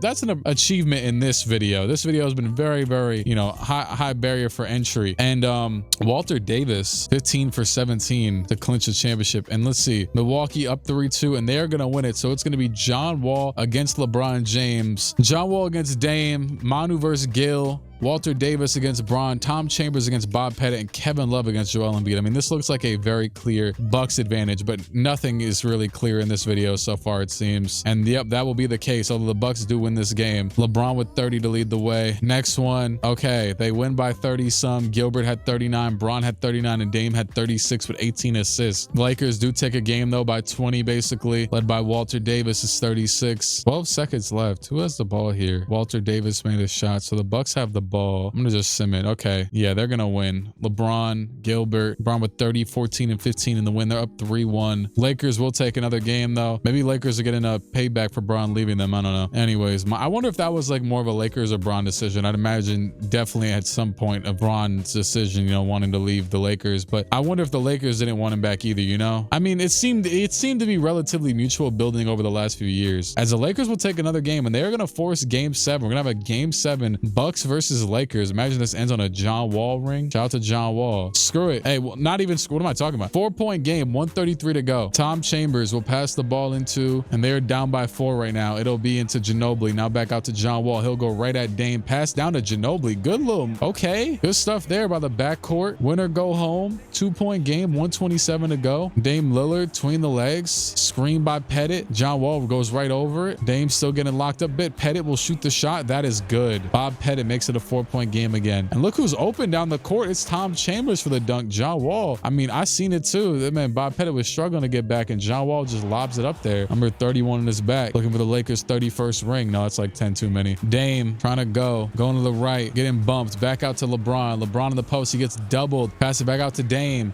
Dame. And that's stolen by Manu. Up to Chambers. Chambers all the way. The block by Pettit. Someone in the crowd catches it. Oh, this is going crazy now. They're gonna call timeout. The block by Pettit with Bron on his team too is hilarious. That might be the game changer. Who knows? All the Lakers still have the possession. They'll pass it into John Wall. 47 seconds. John Wall. He's in that Kyrie spot. Go ahead. Don't step back for 3. That's not you. Oh my goodness. Why did Dame just go for a charge? Dame just did the Malik Beasley. He went ahead and just stopped playing defense and left John Wall open for the layup. 40 seconds ago. Bucks take their second to last timeout. Embiid will pass the ball into Gilbert at the free throw line. Gil is going to try and get to the rim here. He gets stopped and the layup is off, but it's a foul on Manu. Is this a worthy scenario to, I don't know, hands all on his back. I don't think this is a, you could see his hand moving with Gil. That's the only reason why I will not be challenging this for them, because you could see his hand on his back moving with Gil. And also they only have 1 timeout left, which they probably will use here, but either way, I don't want to be the reason why they lose this game. So this is game 7 of the finals. Gilbert, he misses 1. Rebound by Love. They're not going to call a timeout. Either way, ball don't lie a little bit at least. And John Wall goes all the way back out. It's a wide open Walter Davis. The 3 is good. What a look by John Wall. Bucks have 1 timeout. They won't take it. Dame dribbles it up. Will they take it now? Yes, they will. 22 seconds to go. The Lakers are 1 stop away from defeating LeBron James in the finals. The Lakers have to have the steepest come up of this video so far. They weren't even in the playoffs at the beginning. Now here we are. Gilbert in the post for some reason. Back out to Dame. Dame guarded by John Wall. The screen by Bob Pettit. Dame over it. He's got Tom Chambers on him. Back out to Embiid. Embiid with Kevin Love. They'll get Pettit in the post. They'll double. It's Embiid for 3. And that is good. 4 seconds to go. They doubled on the Bob Pettit post up, leaving Joel open for the 3. And Joel Embiid with the biggest shot of a lifetime. But 4 seconds to go and someone has a chance to make their own. Where will this ball be inbound? And I don't know. I'm terrified. Who's going to get it? It's going to be John Wall at the half court. He's going to get to the mid range. He pulls it. John Wall, and it is off. The Bucks have won the championship. Milwaukee, LeBron James, NBA champion. The team that from the jump we probably would have assumed would have been the best, but it took a long time to get here. 143, 142. Kevin Love. Is that Jake LaRavia?